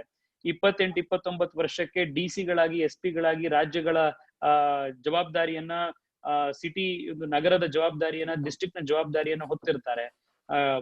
ಡಾಕ್ಟರ್ಗಳು 27-28 ವರ್ಷದವರು ಲೈಫ್ ಅಂಡ್ ಡೆತ್ ಸಿಚುವೇಶನ್ ಗಳನ್ನ ಹ್ಯಾಂಡಲ್ ಮಾಡ್ತಾ ಇರ್ತಾರೆ. 27-28 ವರ್ಷದ ಪೈಲಟ್ಸ್ ಗಳು ನೂರಾರು ಜನನ ಒಂದು ಕಾಂಟಿನೆಂಟ್ ಇಂದ ಇನ್ನೊಂದು ಕಾಂಟಿನೆಂಟ್ ಗೆ ಜೀವಗಳನ್ನ ಜೊತೆಗೆ ತಗೊಂಡು ಹೋಗಿ ಅವ್ರಿಗೆ ರೆಸ್ಪಾನ್ಸಿಬಲ್ ಆಗಿರ್ತಾರೆ. ರಾಜಕೀಯಕ್ಕೆ ಬಂದಾಗ ಮಾತ್ರ ಪೀಪಲ್ ಅಸ್ಯೂಮ್ ದಟ್ ಇಲ್ಲಿ 27-28 ವರ್ಷದವ್ರಿಗೆ ಇಲ್ಲಿ ರೆಸ್ಪಾನ್ಸಿಬಲ್ ಆಗಿರಕ್ ಆಗಲ್ಲ, ಆದ್ರೆ ಬೇರೆಯವರೆಲ್ಲರೂ ಮಾತ್ರ ಬೇರೆ ಕ್ಷೇತ್ರಗಳಲ್ಲಿ ಹೇಗ್ ಸಾಧ್ಯ ಅಂತ. So this is a mind set issue. ನಾನು ಆಗ್ಲೇ ಹೇಳಿದಾಗೆ more than old people, young people have a lot at stake and they want to prove everyone right and detractors wrong because they want to go a long way. So adrinda it is always better to invest in young people. ಭಾರತದ ಅತಿ ದೊಡ್ಡ ಸಮಸ್ಯೆ ಏನಂದ್ರೆ ವಯಸ್ಸಾಗಲಾರದೆ ರಾಜಕಾರಣಕ್ಕೆ ಬರಬಾರ್ದು, ವಯಸ್ಸಾದವ್ರು ಮಾತ್ರ ದೊಡ್ಡ ಸ್ಥಾನಕ್ಕೆ ಬರ್ಬೇಕು. ಅದಾದ ಮೇಲೆ ವಯಸ್ಸಾದ ಮೇಲೆ ನಿವೃತ್ತಿನೂ ಆಗ್ಬಿಡ್ಬೇಕು. ಅವ್ರು ತಾಪತ್ರಯ ನೋಡಿದ್ಮೇಲೆ ಇವ್ರು ನಿವೃತ್ತಿ ಆಗಿಬಿಡ್ಬೇಕು ಅನ್ನುವಂತ ಒಂದು ವಿಪರ್ಯಾಸ ಸ್ಥಿತಿಯಲ್ಲಿ ನಾವಿದ್ದೇವೆ. ಇರ್ಲಿ, ಒಂದು ಕಳಕಳಿಯ ಮನವಿಯನ್ನು ಮಾಡ್ಕೊಂಡಿದ್ದಾರೆ ಅರ್ಚನಾ ಮಲ್ಯ ಅವರು ಹೈವೈಕಮ್ ನಿಂದ. ಅವ್ರು ಹೇಳ್ತಾರೆ, ಪಾವರ್ಟಿ ಲೈನ್ ಮತ್ತು ಬಿಲೋ ಪಾವರ್ಟಿ ಲೈನ್ ಅಲ್ಲಿ ಇರುವಂತ ಭಾರತದಲ್ಲಿ ಪಾವರ್ಟಿ ಲೈನ್ ಮತ್ತು ಬಿಲೋ ಪಾವರ್ಟಿ ಲೈನ್ ಅಲ್ಲಿ ಬಹಳಷ್ಟು ಜನ ಇದ್ದಾರೆ. ಅಂತಹ ದೇಶದಲ್ಲಿ ಈಗ ಕೋವಿಡ್ ನಂತ ದೊಡ್ಡ ಸಂದಿಗ್ಧತೆ ಎದುರಾಗಿದೆ. ಇದರಿಂದ ದೇಶ ಹೇಗೆ ಹೊರಗೆ ಬರುತ್ತೆ ಅನ್ನುವಂತ ಕಳಕಳಿ ಅವರು. ಇದಕ್ಕೆ ಸರ್ಕಾರ ಒಂದನ್ನೇ ಹೊಣೆ ಮಾಡೋದು ಎಷ್ಟರ ಮಟ್ಟಿಗೆ ಸರಿ ಅಂತ ಅವ್ರ ಪ್ರಶ್ನೆ, ಅರ್ಚನಾ ಮಲ್ಯ ಅವರ ಪ್ರಶ್ನೆ. ಅರ್ಚನಾ ಅವರೇ ನಮಸ್ಕಾರ. ಖಂಡಿತವಾಗ್ಲೂ ಸರ್ಕಾರದ ಪಾತ್ರ ದೊಡ್ಡದಾದ್ರೂ ಕೂಡ ಸರ್ಕಾರದ ಪಾತ್ರವೇ ಎಲ್ಲವೂ ಮಾಡ್ಲಿಕ್ಕೆ ಸಾಧ್ಯ ಆಗುದಿಲ್ಲ. ಆದ್ರಿಂದ ಸಮಾಜ, ಸಿವಿಲ್ ಸೊಸೈಟಿ, ಬೇರೆ ಬೇರೆ ಸಂಘ ಸಂಸ್ಥೆಗಳು, ಪ್ರತಿಯೊಬ್ಬ ವ್ಯಕ್ತಿಯು ಅವರ ಜವಾಬ್ದಾರಿನ ಅರ್ಥಕೊಂಡು ಕೆಲಸ ಮಾಡಬೇಕಾಗಿದೆ. ಪ್ರಧಾನಿ ನರೇಂದ್ರ ಮೋದಿ ಅವರು ಕೂಡ ಆತ್ಮನಿರ್ಭರ ಭಾರತದ ಒಂದು ಯೋಜನೆಯನ್ನ ಏನ್ ಕೊಟ್ಟಿದ್ದಾರೆ, ಆ ಯೋಜನೆಯ ಅನುಸಾರವಾಗಿ MSMEಗಳಿರ್ಬೋದು, ಅಗ್ರಿಕಲ್ಚರ್ ಸೆಕ್ಟರ್ ಇರ್ಬೋದು, ಸ್ಟಾರ್ಟ್ಅಪ್ಸ್ ಇರ್ಬೋದು, ಬೇರೆ ಬೇರೆ ದೊಡ್ಡ ಇಂಡಸ್ಟ್ರಿಗಳಿರ್ಬೋದು, ಹೊಸದಾಗಿ ಬರ್ತಾ ಇರುವಂತಹ ಸನ್ರೈಸ್ ಸೆಕ್ಟರ್ಸ್ ಇರ್ಬೋದು, ಈ ಎಲ್ಲದಕ್ಕೆ ಬೇಕಾಗಿ ಪುಷ್ಟಿ ಕೊಡುವಂಥದ್ದನ್ನ ಈಗಾಗಲೇ ಮಾಡಿದ್ದಾರೆ. ನಮಗೆ ಒಂದು ಅಡ್ವಾಂಟೇಜ್ ಏನು ಅಂತಂದ್ರೆ, ನಾನು ನಿನ್ನೆ ಕೂಡ ಇದ್ರ ಬಗ್ಗೆ ಯೋಚನೆ ಮಾಡ್ತಾ ಇದ್ದೆ. ಈಗ ಇಂಡಿಯಾದ ಬಹಳ ದೊಡ್ಡ ಜನಸಂಖ್ಯೆ ಏನಿದೆ ಅದು ಮಿಡಲ್ ಕ್ಲಾಸ್ ನ ಸ್ಥಿತಿಗೆ ಇನ್ನೂ ಬಂದಿಲ್ಲ. ಇನ್ನು ನಾವು ಲೋವರ್ ಮಿಡಲ್ ಕ್ಲಾಸ್ ನಲ್ಲಿ ಇರುವಂತಹ ಬಹಳ ದೊಡ್ಡ ಸಂಖ್ಯೆ ಇದೆ. ಮಿಡಲ್ ಕ್ಲಾಸ್ ನ ಸಂಖ್ಯೆಯು ಇಟ್ ಇಸ್ ಓನ್ಲಿ ಇನ್ಕ್ರೀಸಿಂಗ್. ಈ ಕೆಳ ಮಧ್ಯಮ ವರ್ಗ ಮತ್ತು ಮಧ್ಯಮ ವರ್ಗದ ಜನಸಂಖ್ಯೆ ಜಾಸ್ತಿ ಇದ್ದಾಗ ನ್ಯಾಚುರಲಿ ಕಲೆಕ್ಟಿವ್ಲಿ ಆ ಸೊಸೈಟಿಯ ಡ್ರೈವ್ ಟು ಬಿ ಬೆಟರ್ ತುಂಬಾ ಜಾಸ್ತಿ ಇರುತ್ತೆ than a society which has already reached high levels of affluence. ನೀವು ಸಿಂಗಪೂರ್ ನೋಡ್ಬೋದು, ಅಥವಾ 1978 ನ ನಂತರದ ಚೈನಾ ದೇಶ ನೋಡ್ಬೋದು, ಅಥವಾ ಇಂಡಸ್ಟ್ರಿಯಲ್ ರೆವಲ್ಯೂಷನ್ ನ ಟೈಮ್ ನ ಬ್ರಿಟನ್ ನ ನಿರ್ಮಾಣ ಮಾಡಿದಂತಹ ಜನರೇಷನ್ ಗಳು ನೋಡ್ಬೋದು, ಅಥವಾ ಗ್ರೇಟ್ ಡಿಪ್ರೆಷನ್ ನ ನಂತರದ ಅಮೆರಿಕ ದೇಶ ಇರಬಹುದು. ಇದೆಲ್ಲದನ್ನ ಕಂಪೇರ್ ಮಾಡಿದಾಗ ನೀವು ನೋಡಿದಾಗ this lower middle class and just entering middle class section ಏನಿರುತ್ತೆ ಅದು ಜಾಸ್ತಿ ಇದ್ದಾಗ that generation actually lifts the country forward because ಅವರಿಗೆ ಜಾಸ್ತಿ ರೆಸಿಲಿಯನ್ಸ್ ಇರುತ್ತೆ, ಇನ್ನೂ ಮುಂದೆ ಬರಬೇಕು ಅನ್ನುವಂತ ದಾಹ ಇರುತ್ತೆ, ಕಠಿಣ ಪರಿಶ್ರಮ ಮಾಡಬಹುದಾದಂತ ಅನಿವಾರ್ಯತೆ ಇರುತ್ತೆ. ಸೊ ಇವತ್ತು ಇಂಡಿಯಾಗಿರುವಂತಹ ಇನ್ನೊಂದು ದೊಡ್ಡ opportunity which is less spoken of ಅಂತಂದ್ರೆ the highest number of people in this bracket. ಅಲ್ಲಿಂದ ನಾವು ಎತ್ಕೊಂಡು ಹೋಗ್ಬೇಕಾಗಿರುವಂತಹ ಜವಾಬ್ದಾರಿ ಇದೆ. ಅಂಡ್ ಹೇಗೆ ಇನ್ ದ ಪಾಸ್ಟ್ ಭಾರತದ ಇತಿಹಾಸ ಇವತ್ತು ನೆನ್ನೆದಲ್ಲ, ಹಲವಾರು ಸಾವಿರ ವರ್ಷಗಳಿಂದ ನಾವು ಈ ರೀತಿ ದಾಳಿಗಳನ್ನ, ಎಪಿಡೆಮಿಕ್ ಗಳನ್ನ, ಎಂತೆಂಥದ್ದನ್ನು ನೋಡಿ ಜೀರ್ಣಿಸ್ಕೊಂಡು ಮುಂದೆ ಬಂದಿರುವಂತಹ ಒಂದು ಸಮಾಜ. ಸೊ ಇದನ್ನೂ ಕೂಡ ನಾವು ಮುಂದುವರಿಸ್ಕೊಂಡು ಹೋಗ್ತೇವೆ. ಈ ಕ್ರೈಸಿಸ್ ಅಲ್ಲಿ ಆಪರ್ಚುನಿಟಿಯನ್ನ ಕಂಡು ಮೇಲ್ ಹೋಗ್ತೇವೆ ಅನ್ನುವಂತ ದೃಢ ವಿಶ್ವಾಸ ಪ್ರತಿಯೊಬ್ಬ ಭಾರತೀಯ ಯುವಕನಿಗಿದೆ. ಜೋಶಿ ಅವರೇ, ಒಂದು ಪ್ರಶ್ನೆ ತೆಗೆದುಕೊಳ್ಬಹುದು, ಯಾಕೆಂದ್ರೆ ಇನ್ನೊಂದು ಟಿವಿ ಇಂಟರ್ವ್ಯೂ 4:15 ಪ್ರಾರಂಭ. ಇಲ್ಲ ನಾನು ಏನ್ ಮಾಡ್ತಾ ಇದ್ದೀನಿ ಅಂದ್ರೆ ತುಂಬಾ ಪ್ರಶ್ನೆಗಳು ಬರ್ತಾನೆ ಇದಾವೆ. ನಾ ಇಲ್ಲಿ ನೋಡ್ತಾ ಇದ್ದೀನಿ ಅಂದ್ರೆ ಎಷ್ಟು ಇದೆ ಅಂದ್ರೆ, ನೀವು ಬಹುಶಃ ಇವತ್ತು ಭಾರತೀಯ ಕಾಲಮಾನಕ್ಕೆ ಮಧ್ಯರಾತ್ರಿವರೆಗೆ ನೀವು ಇದ್ರುವೆ ನಮ್ಮ ಎಲ್ಲಾ ಸಮಸ್ಯೆಗಳು ನಾವು ತಮ್ಮ ಜೊತೆ ಹಂಚಿಕೊಳ್ಳಿಕ್ ಸಾಧ್ಯ ಆಗಲ್ಲ. ಆದ್ರಿಂದ ನಾನು ಏನ್ ಮಾಡ್ತಾ ಇದ್ದೀನಿ ಅಂದ್ರೆ, ಕೆಲವೊಂದು ಪ್ರಶ್ನೆಗಳನ್ನ ಸೇರಿಸಿ ಒಟ್ಟಾರೆ ಅದನ್ನ ಕಂಪೈಲ್ ಮಾಡಿ ಪ್ರಶ್ನೆಗಳನ್ನ ಕೇಳ್ತಾ ಇದ್ದೀನಿ. ಈಗಾಗಲೇ ನನ್ನ ಮುಂದೆ 130 ಪ್ರಶ್ನೆಗಳಿದ್ವು. ನೀವು ಬಂದು ಕೂತ ಮೇಲೆ 16 ಪ್ರಶ್ನೆಗಳು ಬಂದಿದ್ದಾವೆ. ಎಲ್ಲವನ್ನೂ ಇಂಡಿವಿಜುವಲ್ ಆಗಿ ನಾನು ಕೇಳಕ್ ಹೋಗ್ತಾ ಇಲ್ಲ. ನನ್ನ ಜೊತೆ ಈಗ ವೆಬಿನಾರ್ ನಲ್ಲಿರುವಂತ ಎಲ್ಲ ಸಹೃದಯ ಕನ್ನಡಿಗರಿಗೆ ನನ್ನೊಂದು ಮನವಿ ಏನಂದ್ರೆ, ತುಂಬಾ ಒತ್ತಡದಲ್ಲಿ ತೇಜಸ್ವಿ ಸೂರ್ಯ ಅವರಿದ್ದಾರೆ. ಹಲವಾರು ಕಾರ್ಯಕ್ರಮಗಳು ಒಪ್ಕೊಂಡು ನಮ್ಮ ಮಧ್ಯೆ ಇವತ್ತು 1 ಗಂಟೆಯ ಸಮಯವನ್ನು ಕೊಟ್ಟಿದ್ದೆ. ನಮ್ಗೆ ಬಹಳ ಸಂತೋಷದ ವಿಚಾರ, ಹೆಮ್ಮೆಯ ವಿಚಾರ. ಯಾಕೆಂದ್ರೆ ಪ್ರತಿ ಕ್ಷಣವೂ ಈಗ ಅವ್ರಿಗೆ ಬಹಳ ಮುಖ್ಯ ಆಗಿರುವಂತ ಸಂದರ್ಭದಲ್ಲಿ ನಾವು ಅವ್ರನ್ನ ಈಗ ಕಟ್ಟಿ ಹಾಕ್ಲಿಕ್ಕೆ ಸಾಧ್ಯ ಆಗಲಾರದಂತ ಸಂದರ್ಭ. ಆದ್ದರಿಂದ ತೀರಾ ಅಮೂಲ್ಯವಾದ ಕೆಲವು ಪ್ರಶ್ನೆಗಳನ್ನ ಕೇಳ್ತೀನಿ. 10-15 ನಿಮಿಷ ಸಮಯವನ್ನಾದ್ರೂ ಸೂರ್ಯ ಅವ್ರು ನನಗೆ ನೀವು ಕೊಡ್ಲೇಬೇಕು. ಸೂರ್ಯ ಅವರೇ ನಿಮ್ಗೆ ಟೈಮ್ ಇದೆಯಾ? ಸರ್ ಸಾರಿ, ನಾನು ಒಂದು ನಿಮಿಷ, ನಾನು ನನ್ನ ಈ ಬ್ಯಾಟ್ರಿ ಇದಾಗ್ತಾ ಇದೆ, ನಾನು ಇನ್ನೊಂದು ಚಾರ್ಜ್ ಸಾರಿ ಟು ಇಂಟರಪ್ಟ್. ನಮ್ಮ ಲೇಬರ್ ಕೌನ್ಸಿಲರ್ ಇದ್ದಾರೆ Ravi Venkatesh. Is a labour councillor in Swindon. ಅವ್ರಿಗೆ ಈ ಸಲ ಬರೋ ಕೌನ್ಸಿಲ್ಗೂ ಟಿಕೆಟ್ ಕೊಟ್ಟಿದ್ದಾರೆ. Hopefully he will one day become MP for Swindon also. ಅವರು ತೇಜಸ್ವಿ ಸೂರ್ಯ ಅವರಿಗೆ ಒಂದು ಪ್ರಶ್ನೆ ಕೇಳ್ಬೇಕಂತ ಇದ್ದಾರೆ. Please give in my opportunity. ಒಂದೇ ನಿಮಿಷ ಡಾಕ್ಟರ್ ನೀರಜ್ ಪಾಟೀಲ್.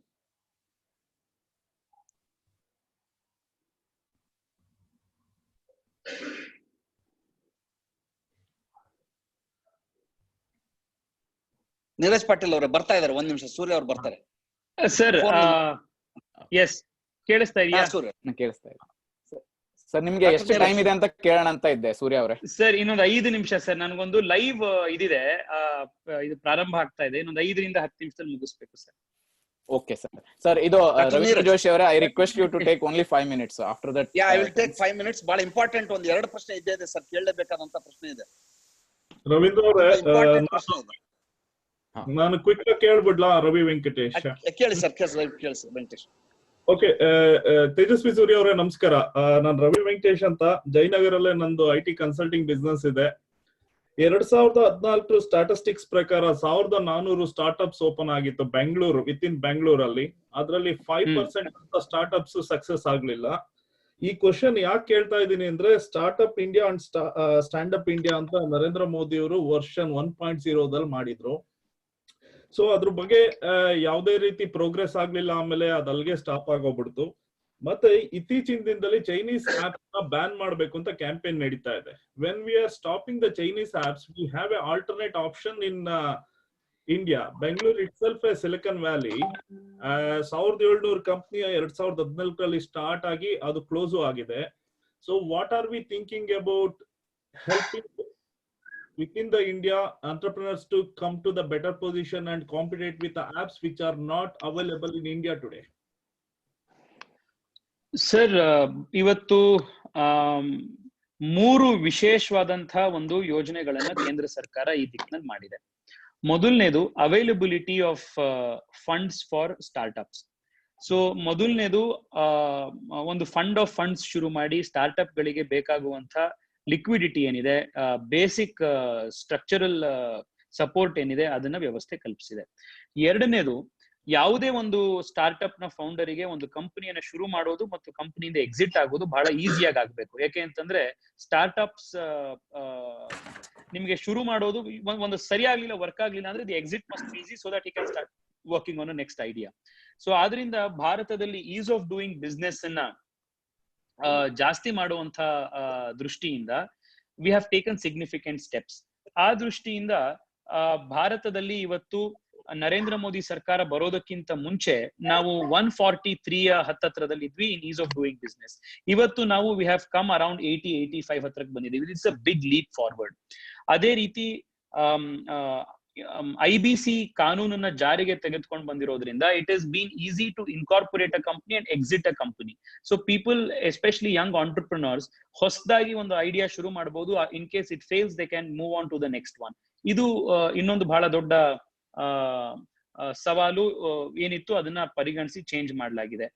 ಇನ್ನೊಂದೇನಾಗಿದೆ ಅಂತಂದ್ರೆ, ಡ್ಯೂ ಟು ಸಾಕಷ್ಟು IP ರಿಸ್ಟ್ರಿಕ್ಷನ್ಸ್ ಗಳಿದ್ದಿದ್ರಿಂದ ಭಾರತದ IP ಫ್ರೇಮ್ ವರ್ಕ್ ಅನ್ನ ಸ್ಟ್ರೆಂಥನ್ ಮಾಡಬೇಕು ಅನ್ನುವಂಥದ್ದು ಬಹಳ ವರ್ಷಗಳ ಕೂಗಿತ್ತು. ಯಾವುದೇ ಒಂದು ಕಂಪನಿ ರಿಸರ್ಚ್ ಅಂಡ್ ಡೆವಲಪ್ಮೆಂಟ್ ಮಾಡಬೇಕು ಅಂದ್ರೆ ಒಂದು ರೊಬಾಸ್ಟ್ IP ರೆಜಿಮ್ ಇರ್ಲಿಲ್ಲ ಅಂತಂದ್ರೆ ಅದನ್ನ ಮಾಡ್ಲಿಕ್ಕೆ ಬಹಳ ಕಷ್ಟ ಆಗುತ್ತೆ. ಮೋದಿ ಸರ್ಕಾರ ಬಂದ್ಮೇಲೆ ಇದ್ರಲ್ಲೂ ಕೂಡ ಸಾಕಷ್ಟು ಕೆಲಸ ಮಾಡಿ ಭಾರತದ IP ರೆಜಿಮ್ ಅನ್ನು ಕೂಡ ಮತ್ತಷ್ಟು ಸ್ಟ್ರೆಂಥನಿಂಗ್ ಮಾಡುವಂತ ದಿಕ್ಕಿನಲ್ಲಿ ಕೆಲಸಗಳಾಗಿದೆ. ಸೊ ಹೀಗೆ to facilitate technology transfer, to increase easy availability of funds, to ease of doing business ನಲ್ಲಿ ಸಹಾಯ ಮಾಡುವಂಥದ್ದು, ಮತ್ತೆ ಸ್ಟಾರ್ಟ್ಅಪ್ಸ್ ಗಳಿಗೆ ವಿಶೇಷವಾಗಿ ಪ್ರಯಾರಿಟಿ ಕೊಡ್ತೀವಿ ಅನ್ನುವಂತ ಒಂದು ಸ್ಟ್ರಾಂಗ್ ಪೊಲಿಟಿಕಲ್ ಮೆಸೇಜು, ಇದೆಲ್ಲವೂ ಕೂಡ ಭಾರತದ ಸ್ಟಾರ್ಟ್ಅಪ್ ಗೆ ಬಹಳ ದೊಡ್ಡ ಸಹಕಾರಿಯಾಗಿದೆ. ನಾವು ಲಾಸ್ಟ್ 5 ವರ್ಷಗಳಲ್ಲೇ ಕಂಪೇರ್ ಮಾಡಿದ್ರೆ, just the numbers will speak. and show how the number of companies incorporated have increased significantly. Number of unicorns Bharatadalli barta irodu hege jaasti aagta ide anta. But we have still a long way to go, and we are doing work in that direction every single day. ನಮಗೆ ಭಾರತದ entrepreneurs ಕೂಡ startup ನವರು ಕೂಡ ಇವಾಗಲೇ ಶುರು ಮಾಡ್ತಾ ಇದ್ದಾರೆ ಹೊಸ ಕಂಪನಿಗಳು, ಹೊಸ ಪ್ರಾಡಕ್ಟ್ಗಳು as alternatives to Chinese apps and products. So in coming days, I am very confident that these will replace and become market leaders in the world. The reason why I'm asking is, before starting any campaign, we need to be equipped. So equipped alli navello solta idiveno, emotionally people coming to the conclusion Chinese app ban ಮಾಡಬೇಕು. But ನಾವು alternates ಇಲ್ದಿರೆ, ನಾನು Bengaluru entrepreneurs ಅಂತ 25,000 ಜನ member ಇರೋ ಒಂದು group ನ run ಮಾಡ್ತೀನಿ ಬೆಂಗಳೂರಲ್ಲಿ. ಸೊ ಅವ್ರದ್ದೆಲ್ಲಾರ್ದು ಅಳಲು ಒಂದೇ ಇರೋದು, ಸರ್ಕಾರದಿಂದ ಸರಿಯಾದ ಸಹಕಾರ ಸಿಗ್ತಾ ಇಲ್ಲ ನಾವು ಕಂಪ್ನಿಗಳು ನಡೆಸೋದಕ್ಕೆ, ಆದ್ರಿಂದ ವ್ಯಾನಿಶ್ ಆಗ್ತಾ ಇದೆ. ಬೆಂಗಳೂರು ಸ್ಟಾರ್ಟ್ಅಪ್ ಮಾರ್ಕೆಟ್ 2018 ಇದ್ದಿದ್ಕು ಇವತ್ತು ಪರಿಸ್ಥಿತಿ ನೋಡಿದ್ರೆ ಸ್ಟಾರ್ಟ್ಅಪ್ ಮಾಡಕ್ಕೆ ಹೋಗ್ಬಾರ್ದು, ಯಾವ ಕಂಪ್ನಿಲಿ ಕೆಲಸ ಮಾಡ್ತಾ ಇದೀವೋ ಆ ಕಂಪ್ನಿಲಿ ಇರೋಣ ಅಂತಾರೆ. I wish you great success in politics, and the same way as you come from one of the heart of Silicon Valley, I request personally to help handhold the new budding entrepreneurs to start the business, compete the world. Else we will be always going emotionally and doing the campaign. Practically, we won't think about what is required for our country. Ravi avare, ನಮ್ಮ ಕಚೇರಿಯಲ್ಲಿ Covid ನ ಸಂದರ್ಭದ ನಂತರ ನಾವು we have started an economic restructuring cell ಅಂತ. ಇದರಲ್ಲಿ ನಾವು ಈಗೇನು ಆತ್ಮನಿರ್ಭರ್ ಭಾರತ್ ನ ಪ್ಯಾಕೇಜ್ ನಲ್ಲಿ 3 ಲಕ್ಷ ಕೋಟಿ ಕ್ರೆಡಿಟ್ ಲೈನ್ ಇರ್ಬೋದು, MSME ಗಳಿಗೆ, ಸ್ಟಾರ್ಟ್ಅಪ್ ಗಳಿಗೆ, ಆಗ್ರೋ ಇಂಡಸ್ಟ್ರೀಸ್ ಗಳಿಗೆ, ಮತ್ತೆ ಈ ರೀತಿ ಬೇರೆ ಸೆಕ್ಷನ್ಸ್ ಆಫ್ ಸೊಸೈಟಿಗೆ ಏನೇನು ಪ್ಯಾಕೇಜ್ ಗಳನ್ನ ಅನೌನ್ಸ್ ಮಾಡಿದ್ದಾರೆ ಅದನ್ನ ಸೀಮ್ಲೆಸ್ ಆಗಿ ಅವರಿಗೆ ಅದನ್ನ ತಲುಪಿಸುವಂತ ದೃಷ್ಟಿಯಿಂದ ಈ ಇಕನಾಮಿಕ್ ರೀಸ್ಟ್ರಕ್ಚರಿಂಗ್ ಸೆಲ್ ಕೂಡ ಕೆಲಸ ಮಾಡುವಂತದ್ದಿದೆ. ಈಗಾಗಲೇ ಅದರಲ್ಲಿ ಬೆಂಗಳೂರಿನ ಬಹಳಷ್ಟು ಪ್ರಮುಖ ಇಂಡಸ್ಟ್ರಿಯಲಿಸ್ಟು, VC ಫಂಡ್ಸ್, ಏಂಜಲ್ಸ್ ನ ಇನ್ವೆಸ್ಟರ್ಸ್ ಇವರೆಲ್ಲರೂ ಜೊತೆಗೆ ತೆಗೆದುಕೊಂಡು ಅದನ್ನ ರೀಸ್ಟ್ರಕ್ಚರ್ ಮಾಡಿದೀವಿ. ಅದನ್ನ ಬರುವಂತಹ ದಿವಸದಲ್ಲಿ ಇನ್ಯಾರ್ಯಾರು ಈ ತರ ಸಪೋರ್ಟ್ ಬೇಕಿದೆ ಅವ್ರಿಗೆ ನಾವ್ ಈಗಾಗಲೇ ಕೆಲಸ ಮಾಡ್ತಾ ಇದ್ದೀವಿ. ಅದರ ಸ್ಕೇಲ್ ಆಫ್ ಆಪರೇಷನ್ಸ್ ಅನ್ನು ಜಾಸ್ತಿ ಮಾಡ್ತೇವೆ. ಶ್ರೀನಿವಾಸ್ ಅವ್ರದ್ದೊಂದು ಸಮಸ್ಯೆ ಇದೆ, ಬಹಳ ಮುಖ್ಯವಾದದ್ದು. ಇದು ತಾವು ದಯವಿಟ್ಟು ಪರಿಹರಿಸಿಕೊಡ್ಬೇಕು ಅಂತ ಸೂರ್ಯ ಅವರೇ ನಂದು ಮನವಿ. ನಾರ್ವಿಚ್ ನ ಶ್ರೀನಿವಾಸ್ ಅವರ ಸಮಸ್ಯೆ ಒಂದನೇದ್ದು, ಅವರು ತಂದೆ ಆಗಿದ್ದಾರೆ. ಅವರಿಗೆ ಮೊದಲನೇದಾಗಿ ನಾವು ಅಭಿನಂದನೆ ಹೇಳೋಣ ಈ ಸಂದಿಗ್ಧ ಸಂದರ್ಭದಲ್ಲಿ. ಅವರ ತಾಯಿ ಲಾಕ್ಡೌನ್ ಗಿಂತ ಮುಂಚೆ ನಾರ್ವಿಚ್ಗೆ ಬಂದು ಸೇರ್ಕೊಂಡಿದ್ದಾರೆ. ಶ್ರೀನಿವಾಸ್ ಅವರು ತಂದೆ ಆಗಿದ್ದಾರೆ. ಈಗ ಈ ಸಮಸ್ಯೆ ಏನಾಗಿದೆ, ಅವ್ರ ಅತ್ತೆ ಮಾವನ್ನ ಕರ್ಸ್ಕೋಬೇಕಾಗಿದೆ ಅವರು ನಾರ್ವಿಚ್ಗೆ. ಆದರೆ ಇಂಟರ್ನ್ಯಾಷನಲ್ ಫ್ಲೈಟ್ಸ್ ಇಲ್ಲದೆ ಇರೋದ್ರಿಂದ ಅವರು ಬರ್ಲಿಕ್ಕೆ ಸಾಧ್ಯ ಆಗ್ತಾ ಇಲ್ಲ. ಒಂದು. ಎರಡನೇದ್ದು, ಅವ್ರ ತಾಯಿ ಇಲ್ಲಿದ್ದಾರೆ. ಅವರಿಗೆ ಅವ್ರದ್ದು ಜುಲೈ 22ಕ್ಕೆ ಅವ್ರದ್ದು ವೀಸಾ ಎಕ್ಸ್ಪೈರ್ ಆಗ್ಬಿಡುತ್ತೆ. ಅದನ್ನ 6 ತಿಂಗಳು ಎಕ್ಸ್ಟೆಂಡ್ ಮಾಡಿಕೊಡಕ್ಕಾಗತ್ತೆ ನಿಮ್ಗೆ ಈ ಸಂದರ್ಭದಲ್ಲಿ ಅನ್ನೋದು ಒಂದು ಪ್ರಶ್ನೆ. ಎರಡನೇದು, ಅವ್ರ ಅತ್ತೆ ಮಾವರು ಅಲ್ಲಿಂದ ಬರ್ಬೇಕು. ಅವ್ರಿಗೆ 70 ವರ್ಷ ವಯಸ್ಸು ದಾಟಿದೆ. ಅವರಿಗೆ ಬರ್ಲಿಕ್ಕೆ ಪ್ರಾವಿಷನ್ ಇದೆಯಾ ಅನ್ನುವಂತ ಅದೊಂದು ಮಾರ್ಗದರ್ಶನ ತಮ್ಮಿಂದ ಬೇಕು ಶ್ರೀನಿವಾಸ್ ಅವರು. ಕೇಳಿಸ್ತಾ ಇಲ್ಲ ಗಣ ಆಡಿಯೋ ಇಸ್ ನಾಟ್ ದೇರ್. ಇಲ್ಲ ಕೇಳಿಸ್ತಾ ಇದೆ. ತೇಜಸ್ವಿ ಅವ್ರದ್ದು ಕೇಳಿಸ್ತಾ ಇಲ್ಲ. I think he has to unmute it. Sir mute ಆಗಿದೆ ನೋಡಿ, ಅನ್ಮ್ಯೂಟ್ ಮಾಡಿ. ಎಸ್ ಸರ್, ಕಂಗ್ರಾಚುಲೇಷನ್ಸ್ ಅವರೇ, ಶ್ರೀನಿವಾಸ್ ಅವರೇ, ದ ವೆರಿ ಔಟ್ಸೆಟ್. ಈಗ international flights it works 2 ways. Bharat ಸರ್ಕಾರ ಯೂನಿಲ್ಯಾಟ್ರಲಿ ಕಳಿಸ್ಲಿಕ್ಕೆ ಆಗೋದಿಲ್ಲ. ಇಂಟರ್ನ್ಯಾಷನಲ್ ಫ್ಲೈಟ್ಸ್ ಅನ್ನ, ಅದರಲ್ಲೂ ವಿಶೇಷವಾಗಿ ಈ ಭಾರತದಿಂದ ಬರ್ಲಿಕ್ಕೆ UK ಸರ್ಕಾರ ಅನುವು ಮಾಡಿಕೊಡ್ಬೇಕು. So it is dependent on all of those factors. As and when that takes place, ಪ್ರಯಾರಿಟಿಯಲ್ಲಿ ತಮ್ಮ ಅತ್ತೆ ಮಾವ ಅಲ್ಲಿಗೆ ಹೋಗ್ಲಿಕ್ಕೆ ಏನ್ ವ್ಯವಸ್ಥೆ ಬೇಕು ಅದನ್ನ ನಾವು ಫೆಸಿಲಿಟೇಟ್ ಮಾಡೋದಕ್ಕೆ ನಾನು ವ್ಯವಸ್ಥೆ ಮಾಡ್ತೇನೆ. ತಾವು ನನ್ನ ಇಮೇಲ್ ID ಏನ್ ಕೊಟ್ಟಿದ್ದೀನಿ ಅದಕ್ಕೆ ತಾವು ಆ ಸಂದರ್ಭದಲ್ಲಿ ಬರೀರಿ. ಎರಡನೇದು, ಈಗ ಎಕ್ಸ್ಟೆನ್ಷನ್ ಆಫ್ ವೀಸಾ ಏನಿದೆ, there is thinking going on. Last time ಹೇಗೆ ಅದನ್ನ ಎಕ್ಸ್ಟೆನ್ಷನ್ ಕೊಟ್ಟಿತ್ತು ಅದೇ ರೀತಿ ಈ ಸತಿನೂ ಕೂಡ ಎಂಬಸಿಗೆ ತಾವು ಅಲ್ಲಿ ಕಾಂಟ್ಯಾಕ್ಟ್ ಮಾಡಿದ್ರೆ ಅದನ್ನ ಎಕ್ಸ್ಟೆನ್ಷನ್ ಕೊಡುವಂತ ದೃಷ್ಟಿಯಿಂದ ಸಾಕಷ್ಟು ಎಕ್ಸೆಪ್ಷನ್ಸ್ ಗಳನ್ನ all over the country, all over the world ಎಲ್ಲೆಲ್ಲಿದ್ದಾರೆ ಅವ್ರಿಗೆ ಮಾಡ್ಬೇಕು ಅನ್ನೋದಾಗಿದೆ. ಖಂಡಿತವಾಗಿಯೂ ನಿಮ್ಮ ತಾಯಿಗೂ ಕೂಡ ಅದನ್ನ ಮಾಡ್ಕೊಡ್ತಾರೆ. Please be in touch with your embassy. ಅಕಸ್ಮಾತ್ ಅಲ್ಲಿ ಏನಾದ್ರೂ ಫೆಸಿಲಿಟೇಟ್ ಆಗ್ಲಿಲ್ಲ, ನಿಮಗೆ ಸರಿಯಾಗಿ ಸ್ಪಂದಿಸ್ಲಿಲ್ಲ ಅಂತ ಅಂದ್ರೆ ನಮ್ಮ ಕಚೇರಿಗೆ ತಿರ್ಗಾ ಸಂಪರ್ಕ ಮಾಡಿ, ನಾನು ಮಿನಿಸ್ಟ್ರಿ ಆಫ್ ಎಕ್ಸ್ಟರ್ನಲ್ ಅಫೇರ್ಸ್ ಮಾತನಾಡಿ ನಿಮಗೆ ಸಹಾಯ ಮಾಡಿಸ್ಕೊಡ್ತೇನೆ. ಇವತ್ತಿನ ನಮ್ಮ ಸಂವಾದದಲ್ಲಿ, ಈ ವೆಬಿನಾರ್ ನಲ್ಲಿ ನಮ್ಮ ಜೊತೆ ಫಾರ್ಮಾ ಉದ್ಯಮಿ ಪ್ರೀತಮ್ ಹಿರೇಮಠ ಅವ್ರ ಜೊತೆಗಿದ್ರು. ಜೊತೆಗೆ ಕನ್ನಡ ಬಳಗದ ಎಲ್ಲ ಸದಸ್ಯರಿದ್ದಾರೆ, ಕನ್ನಡ ಕೌನ್ಸಿಲ್ ಡಿಗ್ನಿಟರೀಸ್ ಇದ್ದಾರೆ. ಅವರೆಲ್ಲರ ಪರವಾಗಿ ನಿಮಗೆ ಧನ್ಯವಾದಗಳನ್ನ ಹೇಳಲಿಕ್ಕೆ ಪವಿತ್ರ ಮತ್ತೆ ಅನಿಲ್ ಕೊಡಬೆಟ್ಟು ಅವರಿದ್ದಾರೆ. ಅದಕ್ಕಿಂತ ಪೂರ್ವಭಾವಿಯಾಗಿ 2 ಪ್ರಶ್ನೆಗಳ ಸೇರಿಸಿ ಒಂದೇ ಲೈನ್ ನಲ್ಲಿ ತಮ್ಮಿಂದ ಉತ್ತರವನ್ನು ಕೇಳ್ತೇನೆ. ಭುವನ ಅನ್ನೋರು ನಾಕ್ವಿಚ್ ನಿಂದ ಒಂದು ಪ್ರಶ್ನೆಯನ್ನು ಕೇಳ್ತಾರೆ. ನೀವು ಇನ್ಸ್ಟಿಟ್ಯೂಷನಲ್ ಕ್ವಾರಂಟೈನ್ ಅಂತ ಹೇಳ್ತೀರಿ, ನಮ್ಮಲ್ಲಿ ವಯಸ್ಸಾದವರು ಇಲ್ಲಿಂದ ಅಲ್ಲಿಗೆ ಬರುವಂತವ್ರು ಇರ್ತಾರೆ, ಸಸ್ಯಾಹಾರಿಗಳು ಇರ್ತಾರೆ, ಮಡಿ ಮೈಲಿಗೆ ಮಾಡುವಂತವ್ರು ಇರ್ತಾರೆ. ಅವರಿಗೆ ನೀವು ಮಠದಲ್ಲಿ ಏನಾದ್ರು ಅವಕಾಶ ಮಾಡಿಕೊಡ್ಲಿಕ್ಕೆ ಸಾಧ್ಯನಾ? ಅಂದ್ರೆ ಅವರು ಸಾಮಾಜಿಕ ಅಂತರವನ್ನ ಕಾಯ್ಕೋತಾರೆ, ನೀವು ಹೇಳಿರುವಂತ ಎಲ್ಲ ರೂಲ್ಸ್ ಗಳನ್ನ ಫಾಲೋ ಮಾಡ್ತಾರೆ, ಹಾಗೇನಾದ್ರೂ ಮಾಡ್ಲಿಕ್ಕೆ ಸಾಧ್ಯನಾ ಅನ್ನೋದಂತ ಒಂದು ಪ್ರಶ್ನೆ. ಎರಡನೇದ್ದು, ಈಗ ಇಲ್ಲಿಂದ ಹೊರಟು ಇಂಡಿಯಾಗೆ ಬರುವಂತ ಯಾರಾದ್ರೂ ಇದ್ರೆ ಅವ್ರಿಗೆ ನೀವು ಟೂರಿಸಂ ಅನ್ನ ಮಾಡ್ಬೋದು, ಕ್ವಾರಂಟೈನ್ ಟೂರಿಸಂ ಅಂತ ಏನಾದ್ರು ಮಾಡ್ಲಿಕ್ಕೆ ಸಾಧ್ಯನಾ ನೋಡಿ, ಅದರಿಂದ ಟೂರಿಸಂ ಇಂಪ್ರೂವ್ ಆಗತ್ತೆ ಅನ್ನುವಂತ ಒಂದು ಪ್ರಶ್ನೆ ಇದೆ. ಈಗ ಸರ್ಕಾರ ಒಂದು ಇನ್ಸ್ಟಿಟ್ಯೂಷನಲ್ ಕ್ವಾರಂಟೈನ್ ನ ವ್ಯವಸ್ಥೆ ಮಾಡಿರುವಂತದ್ದು to monitor and help contact tracing of travellers. ಅದನ್ನ ನೀವು ದೊಡ್ಡದಾಗಿ ಡಿಸೆಂಟ್ರಲೈಸ್ ಮಾಡ್ತಾ ಹೋದ್ರೆ ಆ ಕಾಂಟ್ಯಾಕ್ಟ್ ಟ್ರೇಸಿಂಗ್ ಬಹಳ ಕಷ್ಟ ಆಗ್ತಾ ಹೋಗುತ್ತೆ. ಈಗ ಒಬ್ರು ಮಠದಲ್ಲಿ ಇರ್ಬೇಕು ಅಂತ ಕೇಳ್ತಾರೆ, ಇನ್ನೊಬ್ರು ನಾಳೆ ಚರ್ಚ್ ನಲ್ಲಿ ಇರ್ಬೇಕು ಅಂತಾರೆ, ಇನ್ನೊಬ್ರು ನಾವು ಮಸೀದಿಲಿ ಇರ್ಬೇಕು ಅಂತ ಕೇಳ್ತಾರೆ. ಆದ್ರಿಂದ ಇದೆಲ್ಲವೂ ಸರ್ಕಾರಕ್ಕೆ ಬೇರೆ ರೀತಿ ಸಮಸ್ಯೆಗಳು ಉಂಟಾಗ್ತವೆ. ಆದ್ರಿಂದ ಯಾರಿಗೆ ಆ ರೀತಿ ಮಡಿ ಮೈಲ್ಗೆ ಮಾಡ್ಬೇಕು ಅಂತಿದೆ ಅಂಥವ್ರು ಆದಷ್ಟು ಅವರ ಟ್ರಾವೆಲ್ ಅನ್ನ ಕಡಿಮೆ ಮಾಡ್ಬೋದು. ಎರಡನೇದು, ಬಂದಾಗ ಅವರಿಗೆ ಯಾವ ವ್ಯವಸ್ಥೆಯನ್ನ ಕಲ್ಪಿಸಿರ್ತಾರೆ ಇನ್ಸ್ಟಿಟ್ಯೂಷನ್ ಕ್ವಾರಂಟೈನ್ ಅಲ್ಲಿ, ದರ್ ಆರ್ ಮೇನ್ ಚಾಯ್ಸಸ್. ಯಾವ ಹೋಟೆಲ್ಗಳಿದೆ, ಬೇರೆ ಬೇರೆ ಸ್ತರದ ಹೋಟೆಲ್ಗಳಿದೆ. ಸೊ ಅವ್ರಿಗೆ ಆಹಾರ ಅದನ್ನೆಲ್ಲ ಅನುವು ಮಾಡ್ಕೊಳ್ಳುವಂತ ಕಡೆಗೆ ವ್ಯವಸ್ಥೆಯನ್ನು ಅವರೇ ಕಲ್ಪಿಸ್ಕೊಳ್ಬಹುದು. ಸೊ ಆ ಆಪ್ಷನ್ ಕೂಡ ಇದೆ. These are extraordinary times where there are certain restrictions placed for the larger welfare of everyone. ಅದನ್ನ ಗೌರವಿಸಬೇಕಾಗಿರುವಂತದ್ದು ನಮ್ಮೆಲ್ಲರ ಕರ್ತವ್ಯ. ಅನುಶ್ರೀ ಅವರು ಅದೇ OCI ಪ್ರವಾಸಿಗರಿಗೋಸ್ಕರ ಟೂರಿಸಂ ಏನಾರು ಮಾಡಕ್ಕಾಗತ್ತೆ, ಕ್ವಾರಂಟೈನ್ ಟೂರಿಸಂ ಅಂತ ಏನಾರು ಯೋಚನೆ ಮಾಡ್ಲಿಕ್ಕೆ ಸಾಧ್ಯನಾ ನೋಡಿ, ಟೂರಿಸಂ ಹೆಲ್ಪ್ ಆಗತ್ತೆ ಅಂತ ಲಂಡನ್ ಅದು ಹೊಸ ಸಲಹೆ, ಅದನ್ನ ಯೋಚನೆ ಮಾಡಬೇಕು. ಬಹಳ ಸಂತೋಷ ಆಯ್ತು ಇಷ್ಟೊತ್ತು ತಮ್ಮೆಲ್ಲರ ಜೊತೆಗೆ ಮಾತನಾಡಿದ್ದು. ನಾನು ನಿಮ್ಮೆಲ್ಲರಲ್ಲೂ ಇಷ್ಟೇ ರಿಕ್ವೆಸ್ಟ್ ಮಾಡುವಂಥದ್ದು, ಕರ್ನಾಟಕದಿಂದ ಭಾರತದಿಂದ ಹಲವಾರು ಸಹಸ್ರಾರು ಮೈಲಿ ದೂರದಲ್ಲಿದ್ರು ಕೂಡ ತಮ್ಮ ಹೃದಯ ಎಂದಿಗೂ ಕನ್ನಡಕ್ಕೆ, ಭಾರತಕ್ಕೆ ಮಿಡಿತಾ ಇದೆ. ನಿಮ್ಮ ಕುಟುಂಬಸ್ಥರು ಇಲ್ಲಿ ಸಾಕಷ್ಟು ಜನ ಇರ್ತಾರೆ, ನೀವಲ್ಲಿ ಇರ್ತೀರಿ. ನಾವೆಲ್ಲೇ ಇದ್ರೂ ಕೂಡ ನಮ್ಮ ಭಾಷೆ, ನಮ್ಮ ಸಂಸ್ಕೃತಿ ಮತ್ತು ನಾವೆಲ್ಲರೂ ಭಾರತೀಯರು, ಕನ್ನಡಿಗರು ಅನ್ನುವಂಥ ಒಂದು ಬಂಧ ನಮ್ಮೆಲ್ಲರೂ ಯಾವಾಗ್ಲೂ ಕೂಡ ಬೆಸ್ತಿರತ್ತೆ.